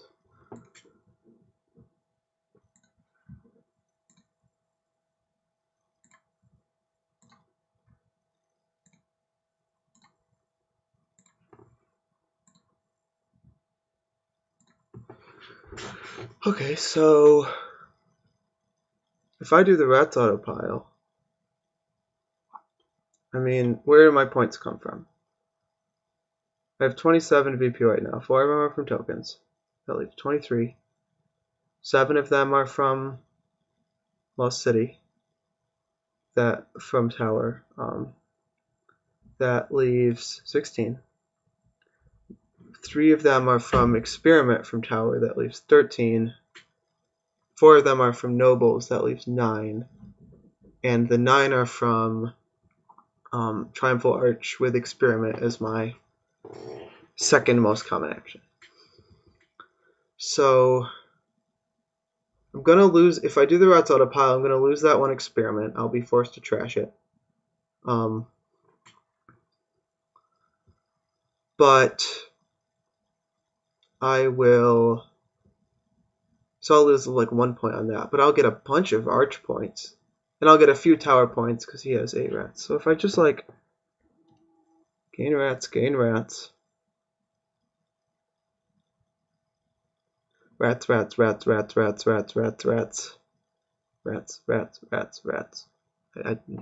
You get the idea. I think that will work. Because the tower points for rats will go mostly to me. The arch points, my arch points for rats will go way up. And I think just I will win the game. Play this Lost City just to make sure I don't have to rats it. Okay. We're going for it.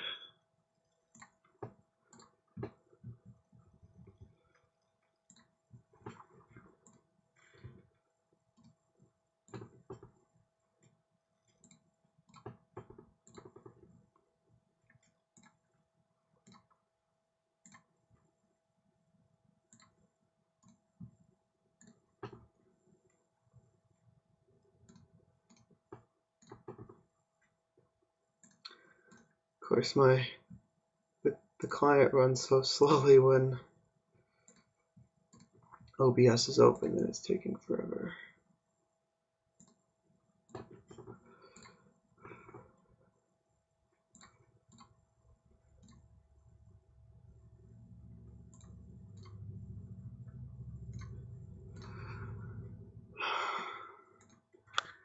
Awesome. That was like way too close though. Didn't realize he could get that close. Well, okay. So it's 1-1.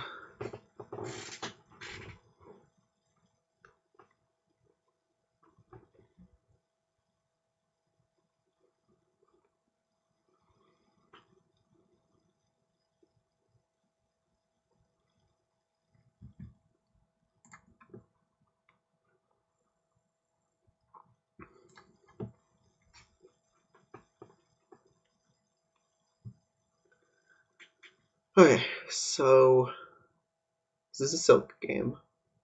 So clicking on silk is good. It is also a cavalry game, which means that you're going to have to think for 10 minutes on every single turn. Now Paddock looks like it might be good, but it also might not be, because on the one hand, piles are going to disappear. Especially because like horse gainers are good with Destrier, etc., etc. Piles are going to disappear. Way of the Worm also makes estates disappear. And so Paddock is going to get like pretty good pretty fast. But also, this is such a fast board that that having the horses take a shuffle to come around might like be a major drawback. So I'm struggling to imagine clicking on any card here that is not silk. So I mean, I guess, yeah. I mean, I think. So what's your like game plan though? Because I probably want to get at least one paddock. Like, then what do you do? Do you just like slam the silks, try and use horse gainers and stuff to like slam destriers? Yeah, the horse gainers look good. You probably want to make liberal use of cavalry. I guess temple to get rid of the silks and get extra villagers is going to be good because the villagers are going to be pretty useful. So yeah, I'm going for the silk. Oh, since there's exile and changeling in the game, it's going to prompt me after every single card I gain to see if I want to get a changeling. So he gets the temple. Okay. So I guess I could open with temple too. He didn't have that luxury. Is that useful?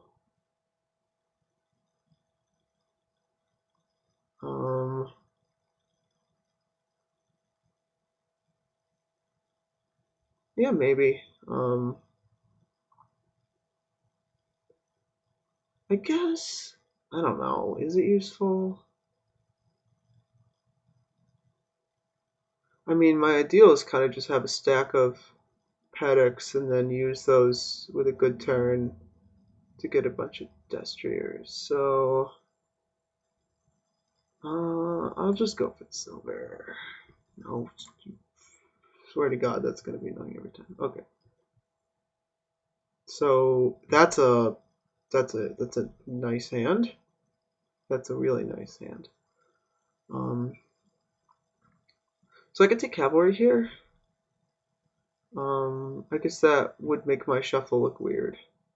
I guess I should take paddock maybe. Yeah, I'll do it. Got the silk for a reason. No. Um, and I can take paddock again. Uh, that sounds like a great way to over terminal myself.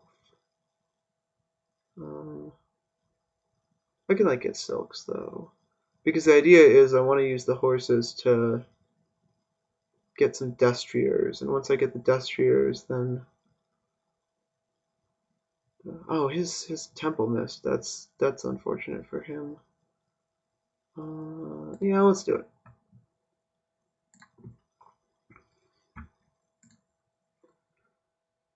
Okay, this is a good hand. So this I probably want to take a silk just because I want some villagers here. I'm not going to changeling those. I want draw. Just take a silk. I guess I could changeling it. That's kind of interesting. Because I still get the villager and the coffer. I won't do that because it draws. And so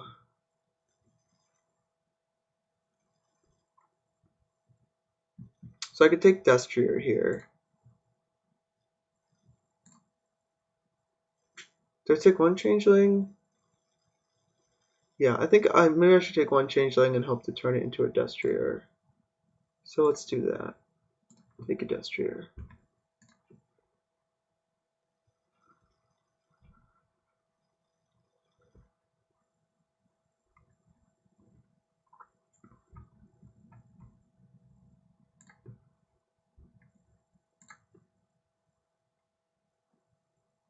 Okay. So what do I want to do here? Play Paddock. I could buy two Destriers. That feels pretty good.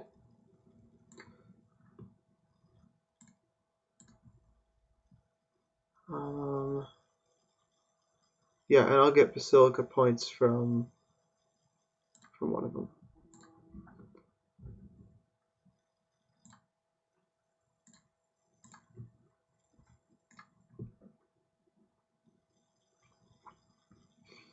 Yeah, so the Destrier is the pile that's probably going to disappear, and then these Paddocks are going to be nice. Ideally, I want to get just enough villagers to like tide me over. Oh, one thing I can do with Changeling is I can Changeling into Silk Merchant and then exchange it back for a Changeling. For basically just the free villager and coffer. If I don't want to Changeling into anything else, which I'm not sure if I would rather Changeling into a... I guess I'll see what else is the option there. If I can get the Destrier, I'm sure I would rather do that. Okay. I'll take another Changeling. Another Destrier. Seems pretty good.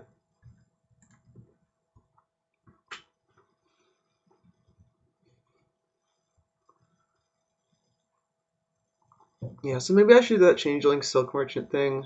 Although the Destriers are really going to vanish. Like, I may not even need the villager like that badly.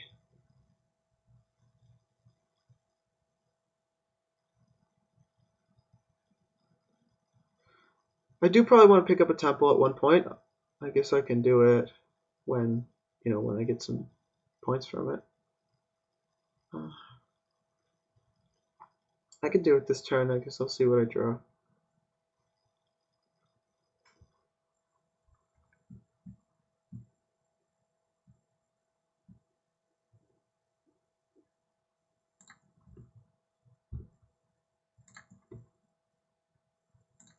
Okay, this is a pretty nice looking draw.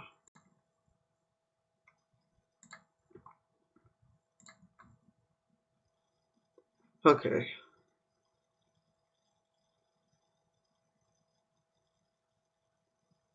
I'll just play the horse, keep going through stuff. Okay, probably play the paddock here.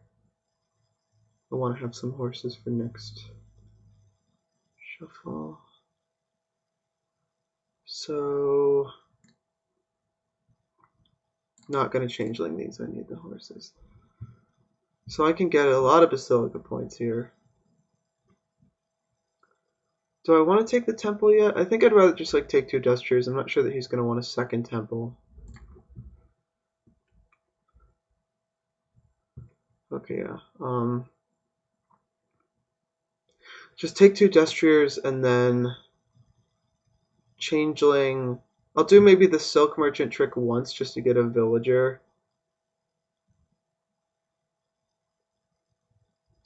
And then I'll do the other one into an actual Destrier. That will leave 1 Destrier left, so his paddock won't be activated. And if he wants to take the last Destrier, he'll have to activate it for me.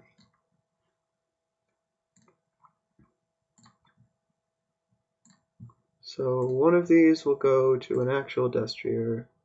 One of these will go to a Silk, then back into a Changeling.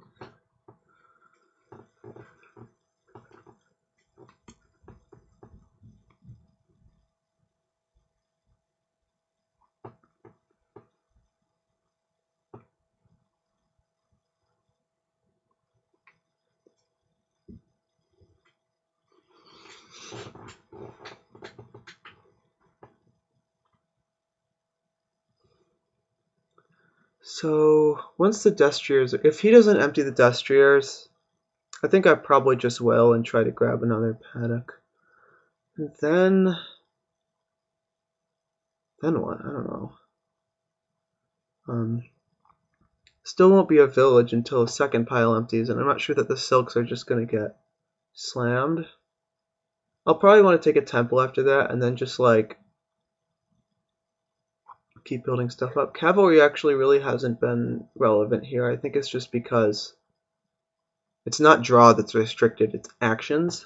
And so cavalry doesn't help you with actions. Okay, well I guess he's taking cavalry here. I spoke too soon to continue his draw, but I mean it's probably not going to do much for him considering there are way better ways to get horses. Okay, it takes Changeling. I guess that's kind of nice, but still. I don't expect him to have that good of a turn after buying Cowboy. I guess we'll see. He has one horse.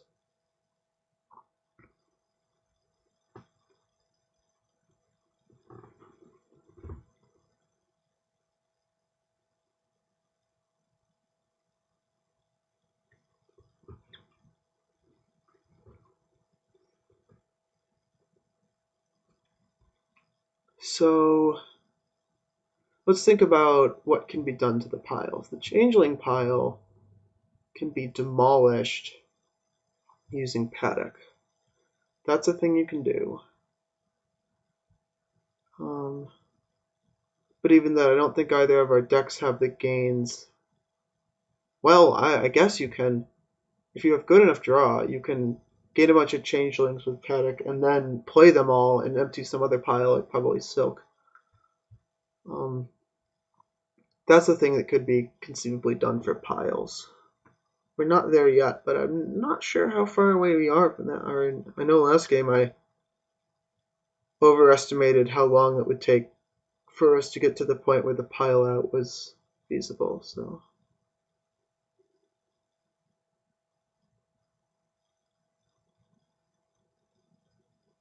He took another cavalry.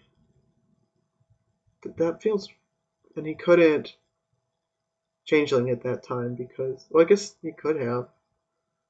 I'm not sure if you get to choose the order of triggers on that. I would think so. Oh yeah, I guess.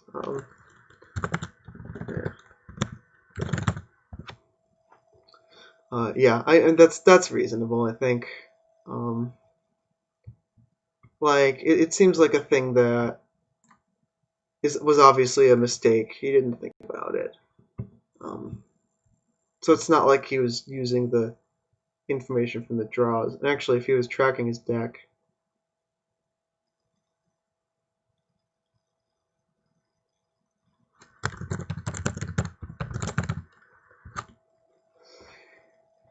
it looks like it worked. I assume that's what he was trying to do.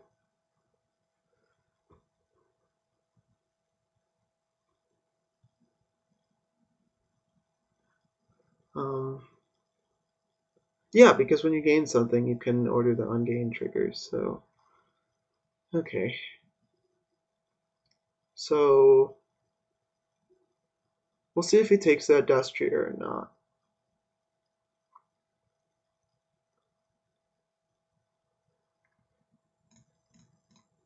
If he does, I think I theoretically have the gains in my deck to pile. Because I theoretically would be able to use Pedex to get 4 Changelings, and then play, I think I have 5 Changelings to get 5 Silk Merchants. Not that I would probably have the draw to pull that off.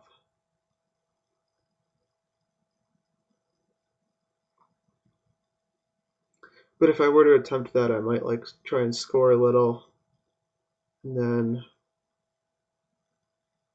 Changeling for a few Silks to add to my draw for the next turn.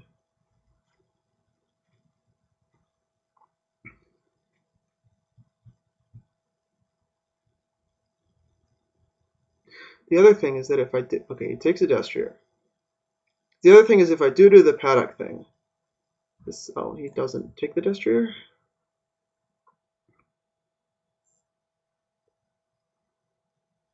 Oh, he's using coffers to take Destrier and something else. Silk and still Destrier? Okay, well, I think it's Paddock. Okay, so I don't think I have the draw for it, but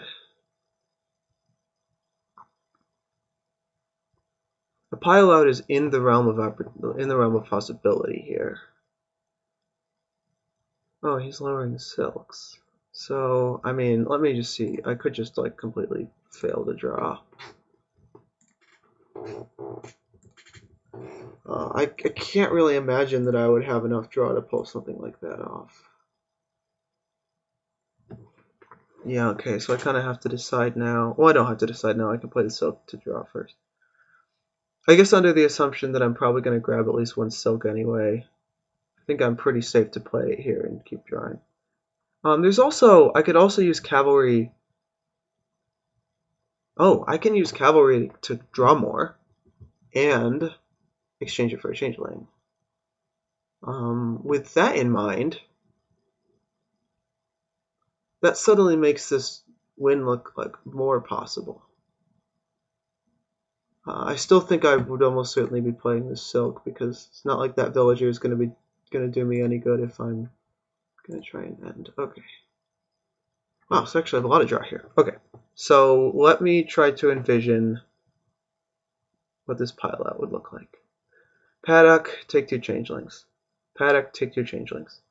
It gives me 2 actions also, so I could play the silk and the horse to draw 3 of them. Buy a cavalry to draw the 4th one, and then just turn them all into silks. I mean, that feels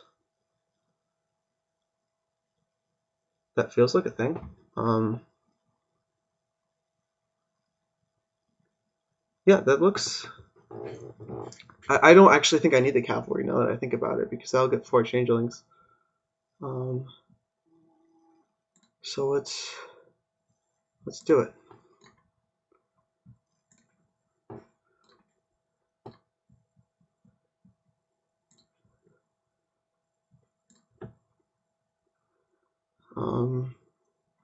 So then, I mean, just for good measure, I can buy a province.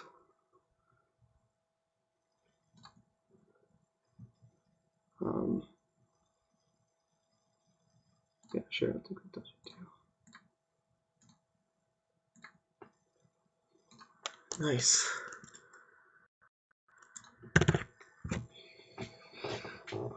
Okay. So it's 2-1 me. Unexpected things continue to happen.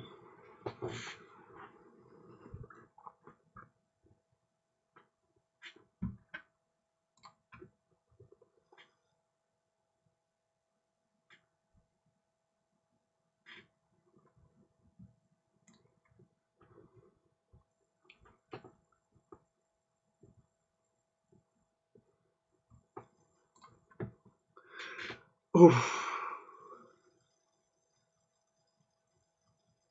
Ow. Okay. So, do I click end buys first and think later? I mean, yeah, it's kind of. Wow, this the only 5 is contraband. Am I gonna open contraband? Or am I just gonna be like really, really, really sad that I couldn't open experiment? That's oh man. That's such a bad board to have a 2-5 on. Alright.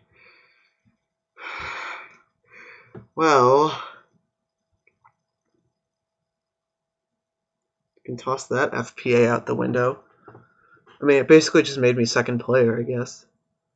Unless I want the contraband. Well, okay. What do I want here? Even a 5-2 I could have salvaged sort of by buying silk and then experiment. It wouldn't have been pretty, but it would have existed. Okay. So, on the one hand, I could buy contraband. On the other hand, it's contraband.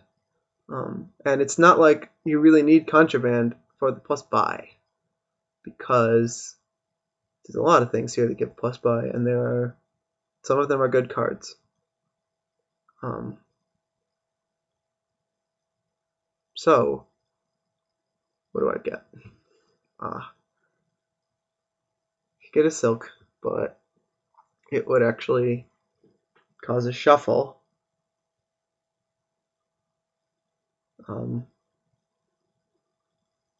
If I drew it on turn 4, could get a bridge.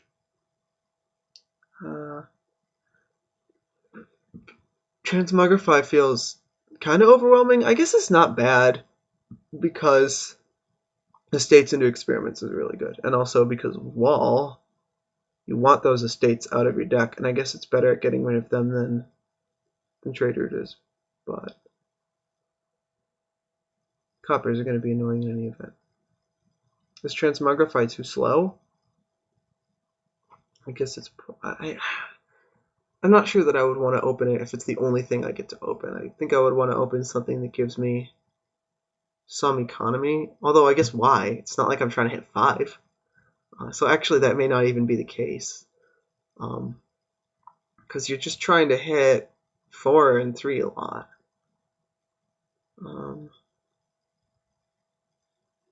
So I guess maybe Bridge gives you a decent chance of being able to buy double experiment. I mean, he knows I have this.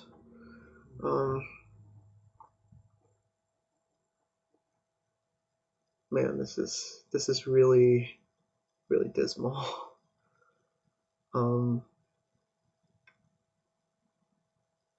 Bridge.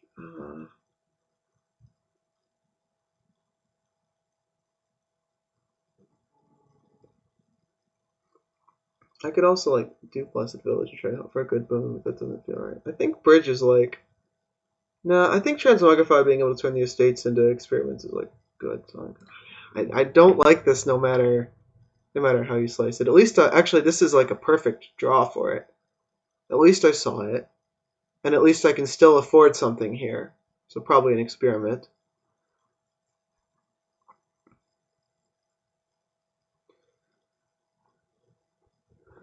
So I guess that could have been worse.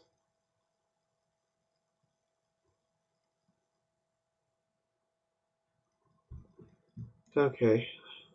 Yeah, take that.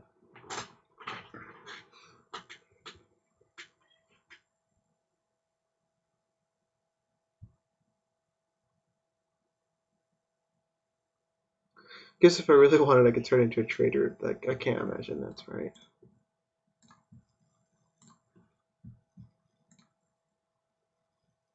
Four. Do I just stop here and get?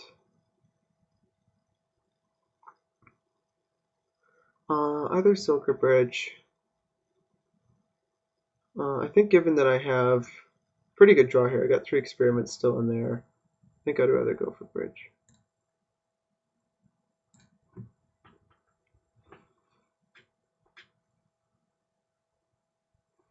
So if I could find the T-Mog or the Bridge, finding either one would be pretty nice. Okay, come on. Give me something. Okay, found the Bridge. This is good because it means I can get 2 4s, or maybe just Silk Experiment is better, although double Silk seems pretty good, especially since you can like T-Mog Silk into stuff for the extra coffers and villagers. Oh no, Experiment's more draw, but it's temporary. But I guess temporary is kind of important when I'm this much behind. I would rather have something better that's temporary than something worse that's, I mean, only slightly more permanent. Silk kind of is not that good once your villagers run out, and the coffers from it are not like that valuable on this board. So yeah, we'll do this. I need to have some experiments. This is a pretty good draw. I guess it's fine.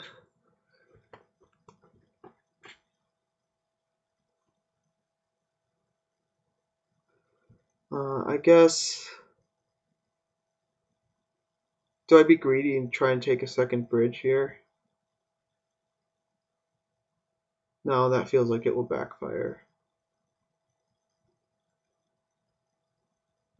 I could be like anti-greedy and take the village. No, the village seems pretty good because the boon might help me next turn when I'm trying to set up a T-Mog target.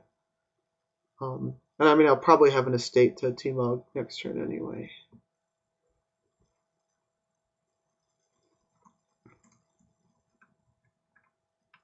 He's got a bridge, but he hasn't seen it yet. Okay, he gets village. I think I'll get village here. Windskift, that's a pretty good one.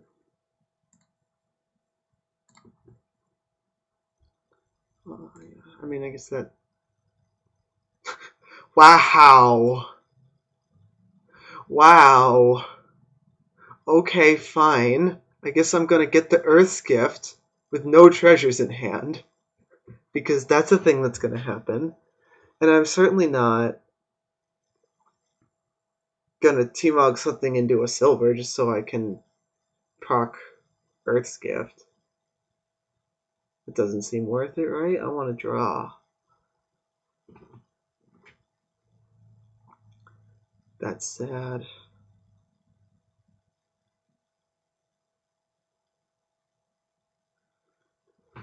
I mean, I guess it just means that the Blessed Village is just a regular village, so it's not that awful. It's got quite a good turn here, and he keeps getting good boons. Okay, now turning you into you, and then Earthgift doesn't do anything. There's all my coppers. Village. Yeah, okay, nice. Do I bother to draw the last copper? What do I have? I will have 7, possibly 8. I mean, that looks pretty good with like bridge, double experiment. And try and get the... I can play both bridges using the villager if I really need to next turn. Otherwise, I might just be able to draw everything with the experiment. Probably not. So let's do that.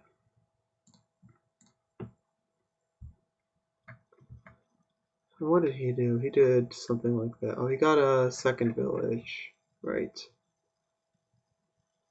I mean, I'll take the second bridge first. I got a villager. He doesn't.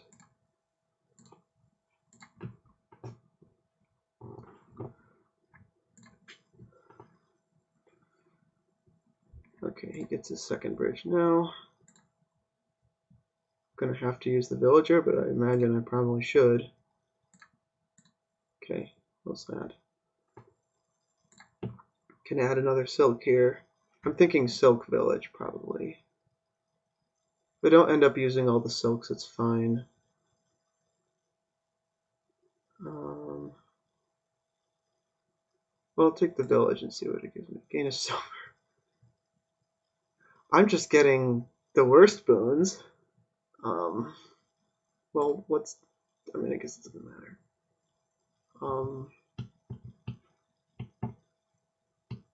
And probably the silk. I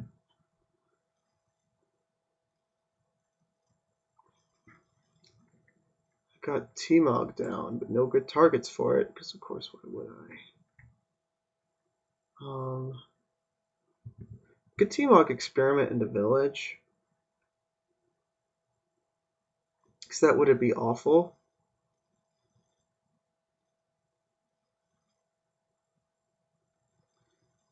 I mean, how many? I only have one estate, right? Do I have no estates? No, I have one. He's got, like, an excellent turn going here. It did cost him a lot of experiments to get that, though. But he's going to just buy them all back, right? Well, I'm not sure if he's going to buy the single experiment.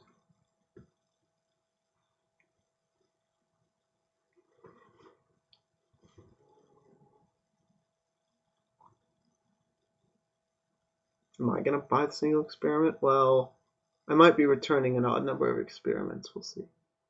Well, or I could trash the experiment. But I do have one estate, I think. What are the odds of finding it my next hand? Probably not great. I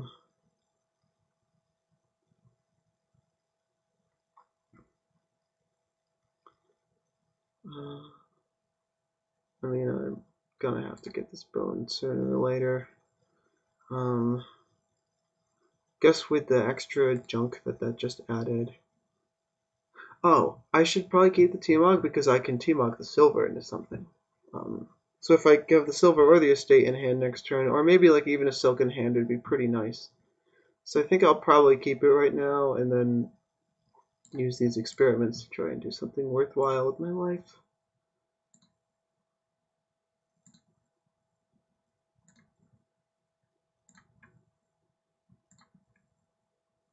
Okay, so I could draw using the villager. Well, I could draw and then use the villager to play both bridges. What's going to draw me? Just 2 coppers? Is that something I care about? Guess I'm going to have the same nice position as him, so I will probably try and buy back my experiments again. The other thing is it would give me an extra buy. That could come in handy. And if I'm going to buy a village, then I'm probably not going to care as much about the villagers. So let's see, I have 9 in hand. I will have 4 buys, everything will cost 2 less. I'm going to get 2 experiments, that will leave me with 7 and 2 buys. If I get a village, I only have 1 and 5 buys. Or 5 and 1 buy. Excuse me. So I could totally use that extra buy from the silk. So maybe it is worth it, actually, to do this. Yeah, I guess I could use 1 villager. I'll clear garbage off the top of my deck. I can at least use that extra buy to get a village and pay off the, like, make up for the villager I'd be spending. So to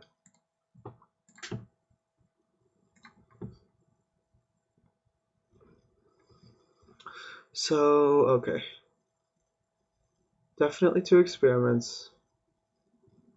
Maybe 2 villages and a 3rd bridge. That looks good. Guess I might as well see what the boons are first. Gag. That's pretty good. I'll probably take it now to increase the chance that my T-Mog will hit something. And then 2 experiments and a bridge. Okay, it's still not going to hit something useful, but I guess I can do silk into silk or something. If he returns experiments and doesn't buy them back, which he probably will, if he does, I can turn silk into experiment, which is pretty nice.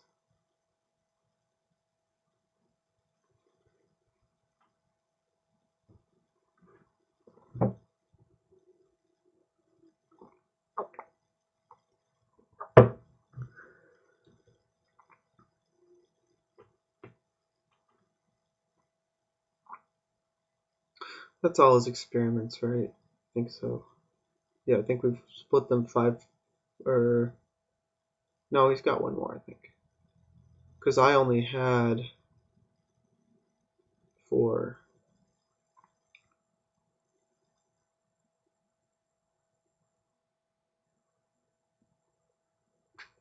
So he's got 1 more experiment. He's looking kind of scary. So let's see. At this point, you need a minimum of 7 gains to be piling out, plus whatever the experiment pile happens to be at. So I suppose if he's not careful with the experiments, the other thing is wall makes pile outs annoying, but I guess Triumphal Arch probably makes up for the wall points. Because if I were to buy like 3 Blessed Villages and 3 Bridges, for instance, I would get -6 from wall, but I would also get +9 from Arch. So, but the other thing is piling out experiments is going to be tricky without, playing them.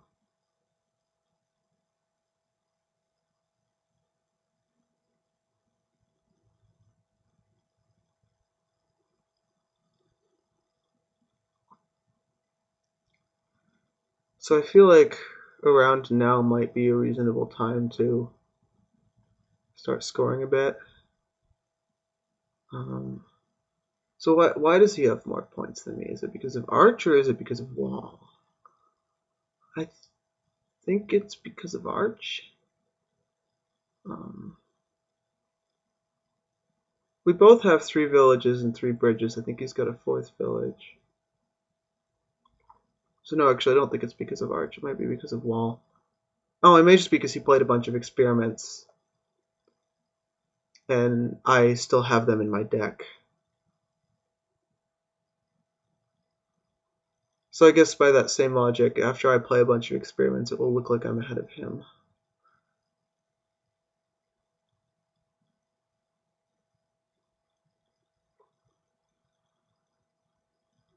So he's getting some silks. I guess because he wants the extra gains. So yeah, that's probably my clue to my cue to score, so that it makes a pile out for him significantly harder. Maybe it's my cue to not buy back all the experiments just because. Well, I don't know. I would have more wall points on his turn if I didn't have experiments in my deck, but I also would, not have draw. So that's kind of a steep trade-off. Has he got rid of all his estates yet? No, he still has one as well. He has one, right? It's not like, yeah, I have one. He has one.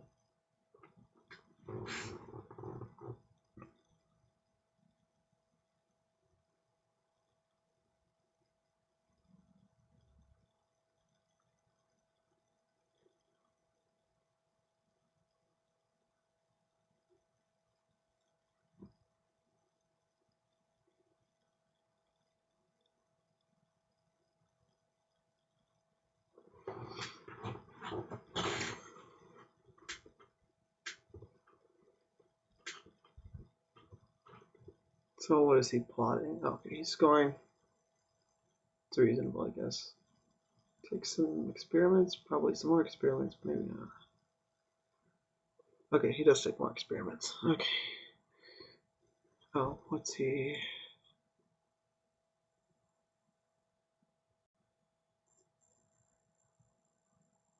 Change his mind about the last buy? Gets a bridge instead. Okay.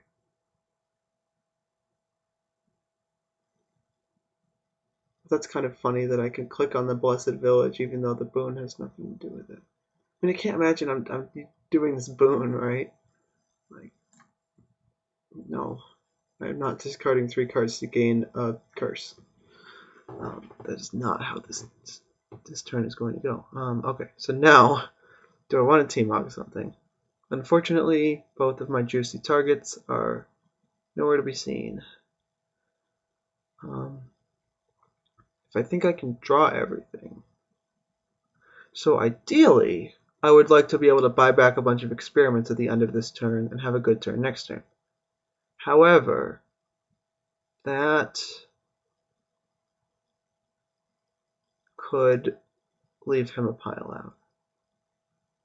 Although at this point, given that experiment is like the primary thing you're going to be using to draw, I mean, he's got 16 cards in his deck. You can't draw them all with just Silks and Blessed Villages, so if he's going to be drawing with Experiment, Experiment isn't going to be the pile he's emptying. Does he have, he does have T-Mog down. So, I mean, if you're going to empty, I guess maybe it still would be because the Experiment's empty twice as fast. So even if he played 2, he only has 2, right? It would still be 3 buys to empty Experiments if I didn't get any. So that's what, 9 buys. How many buys did he have here? It's like a couple of silks, right? Silk. I think he has another silk that he didn't play here.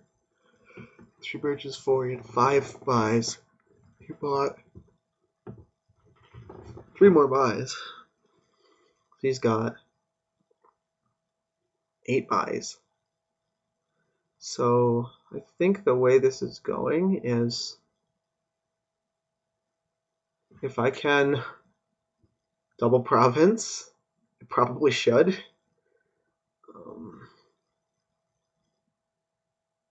With 3 bridges, I'm not sure if I will. Only 3 bridges, I'm not sure if I'll be able to do that, though. Turning Silk into Silk would definitely help that. Turning Silk into Blessed might help more. No, actually, I think Silk into Silk is pretty good, because that gives me 2 coffers and 2 villagers. That feels like pretty powerful. So let's do that. It does lower Silks, but that's a price that I'm willing to pay.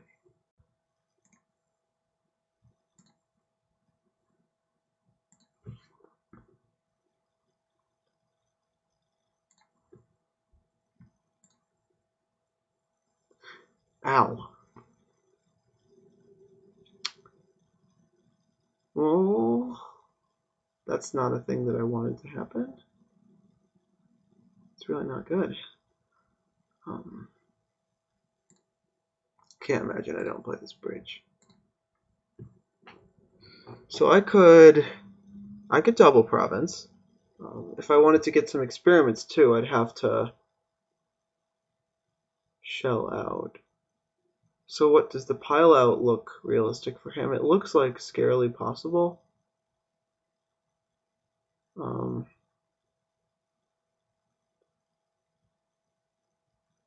And I guess here's the question. If I double Province, I will have 14. If he just empties the piles, he'll get like, I'm not sure he'll net any points from the landmark, so probably about break even. But he does have enough bridges to make them all cost 0, so like if he can afford a province and just buy one, if he has the extra buy for it. I don't think he has enough buys to empty, but like I don't want to test that. And the other thing is like I can't really touch the piles that much.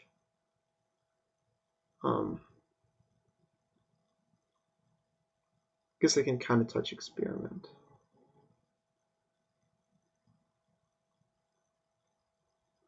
I mean, I don't think he can draw his whole deck here. I just don't think he has enough draw cards. So if I take like a province, one bridge, and a handful of experiments, like if I take 1 province, 1 bridge, and 4 experiments, he has the gains to empty the piles. But like, if I don't let the piles get low enough for him to empty them, I just like can't do anything. So I think I just do that, and then see where everything goes. I don't know. I mean, what else? Like, my deck is like fairly on par with his, I think, if I do that. So, I mean, if he has the pile out, then like he can do it. And if he doesn't have it, then I suppose I might have it with good draws. So let's do that.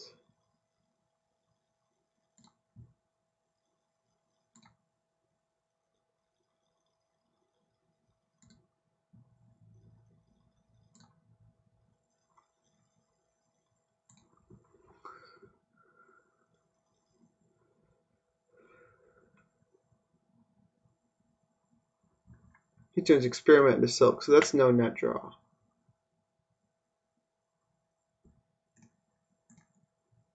Okay, he doesn't have the pile out. He's pretty close though.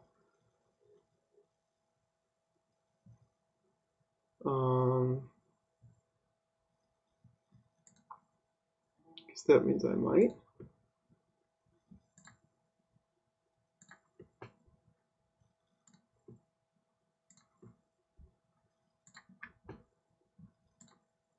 Well, the thing is, I gotta return a lot of these experiments in order to do it. I mean, I gotta keep drawing. Like, I can't not keep drawing here. Okay. This is pretty good.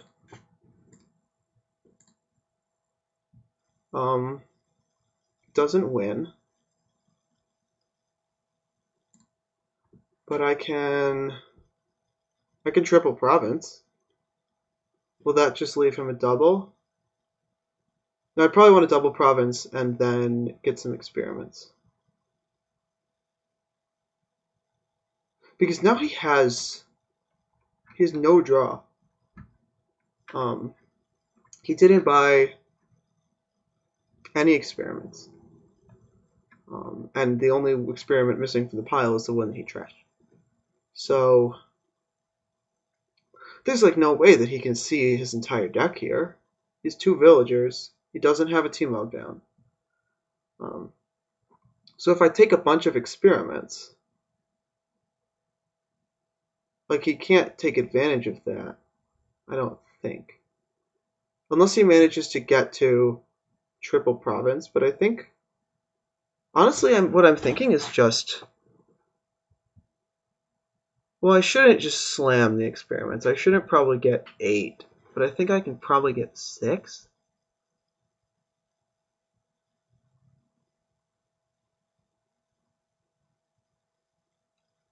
And I guess I could grab a poacher for good measure. A good measure, just in case that coin matters. Well, no, it doesn't. It's not a good idea because wall. Never mind. So 2 provinces, 3 sets of experiments, and I don't see him having a pile out here.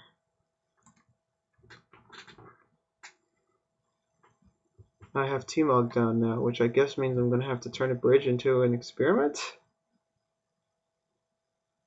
Wow. Fantastic draw here.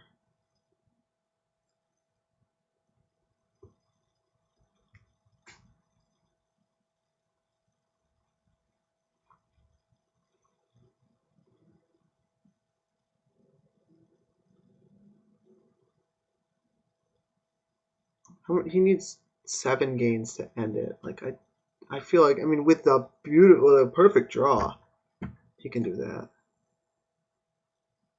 It doesn't seem likely. This hand is really, really not pleasant, though.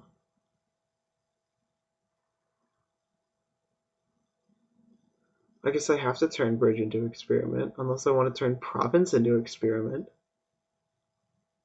Well, I guess I could do the math and see if the province thing. And actually, I guess if I expect to only have 1 more turn, turning it into silk is better. Well, I guess unless I'm trying to empty experiments. I'll have to see what he does. Like, everything I do here is going to be dependent on what he does. And what he does or doesn't lower, and if he does or doesn't score.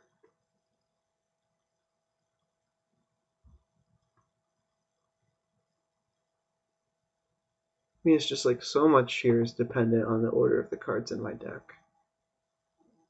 In particular, if I have 2 more stop cards on top after drawing into 5 stop cards, I'm not going to be through. I mean, I'm just going to lose. Like, there's probably no way I could deal with that. Especially if I killed the bridge or the province. Either way, I would just die. Okay.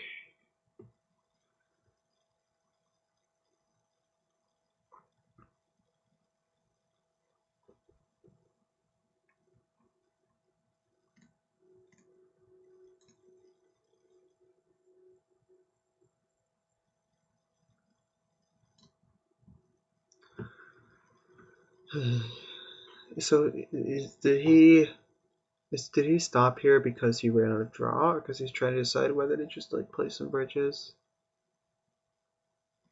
I guess,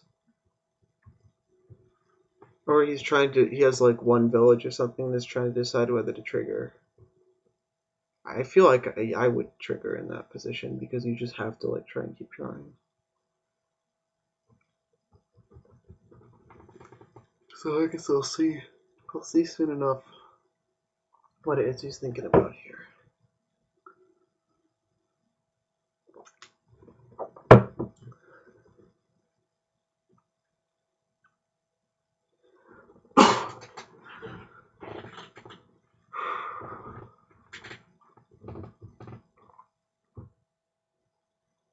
Alright, so I guess he either can't or chose not to draw on.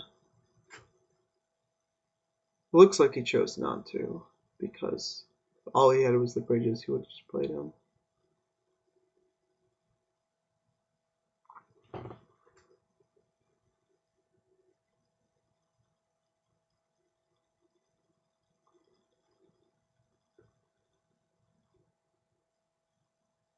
Oh, okay, he's trying to decide how many bridges to use. So that's not enough gains to win. I'm not sure. And like, it's definitely risky for him to take Province, even though my dud kind of severely lessens my chance of getting double Province. Well, I do have 4 coffers, so if I draw well, I could still get the double Province if he takes one.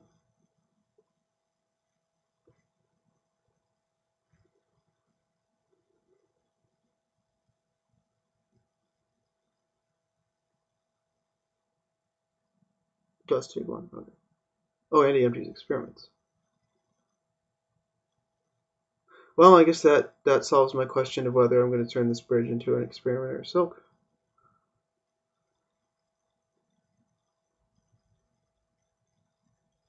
What is he considering? Can't imagine playing anything else good. Oh, okay. I guess that.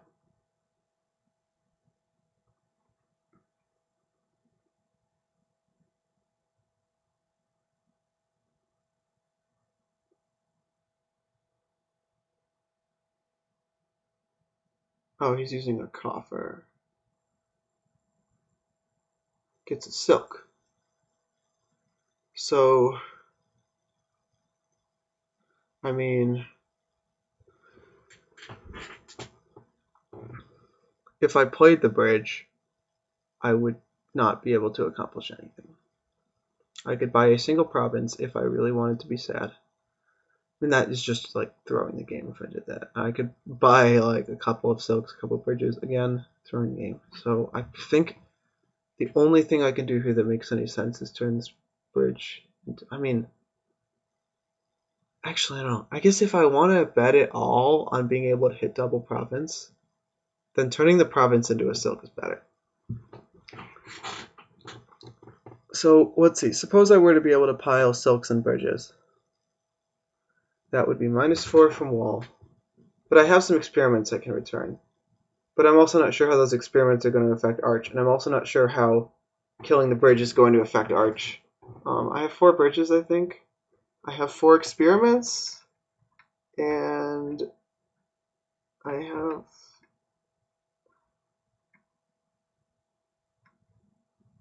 four villages. So, killing the bridge and playing experiments is going to decrease my arch points. However, if I'm going for the pile out, it's going to turn out not to matter. I don't think if I pile out, I would get enough arch points.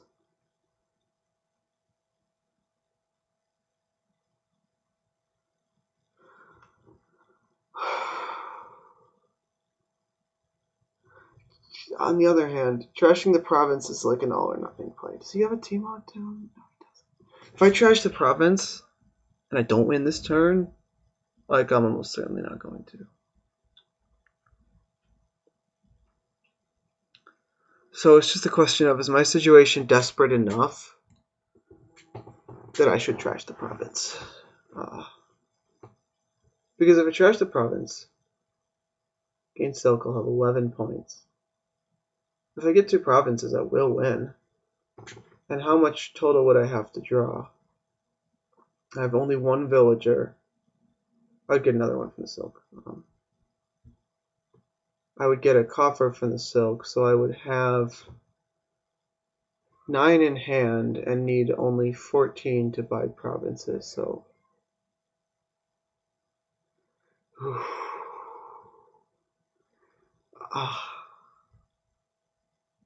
I have really no way to judge whether this is a good play or not. Like, I don't know the probabilities. I'm not going to calculate them. I just have to go with my intuition, and my intuition has no clue what to do in this situation. So, I mean, if I dud and fail to draw, I'm probably not going to win anyway.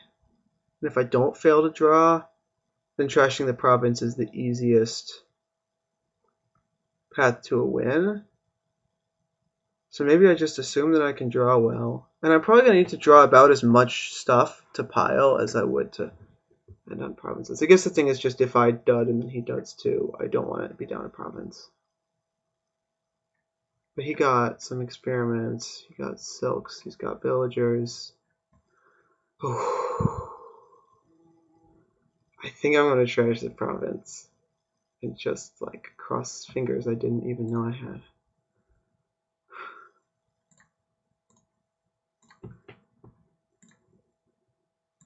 That was a nice draw.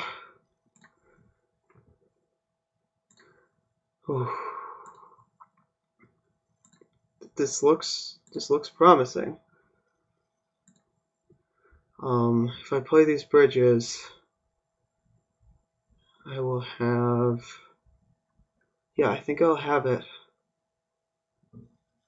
Right, I'll have 6, 8. Yeah.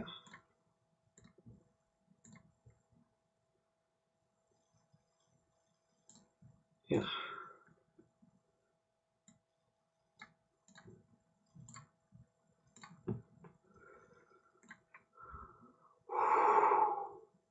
Holy crap.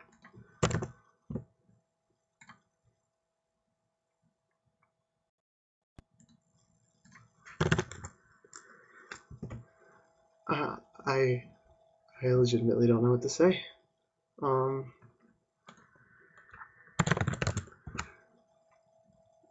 So I won't say anything. Goodbye.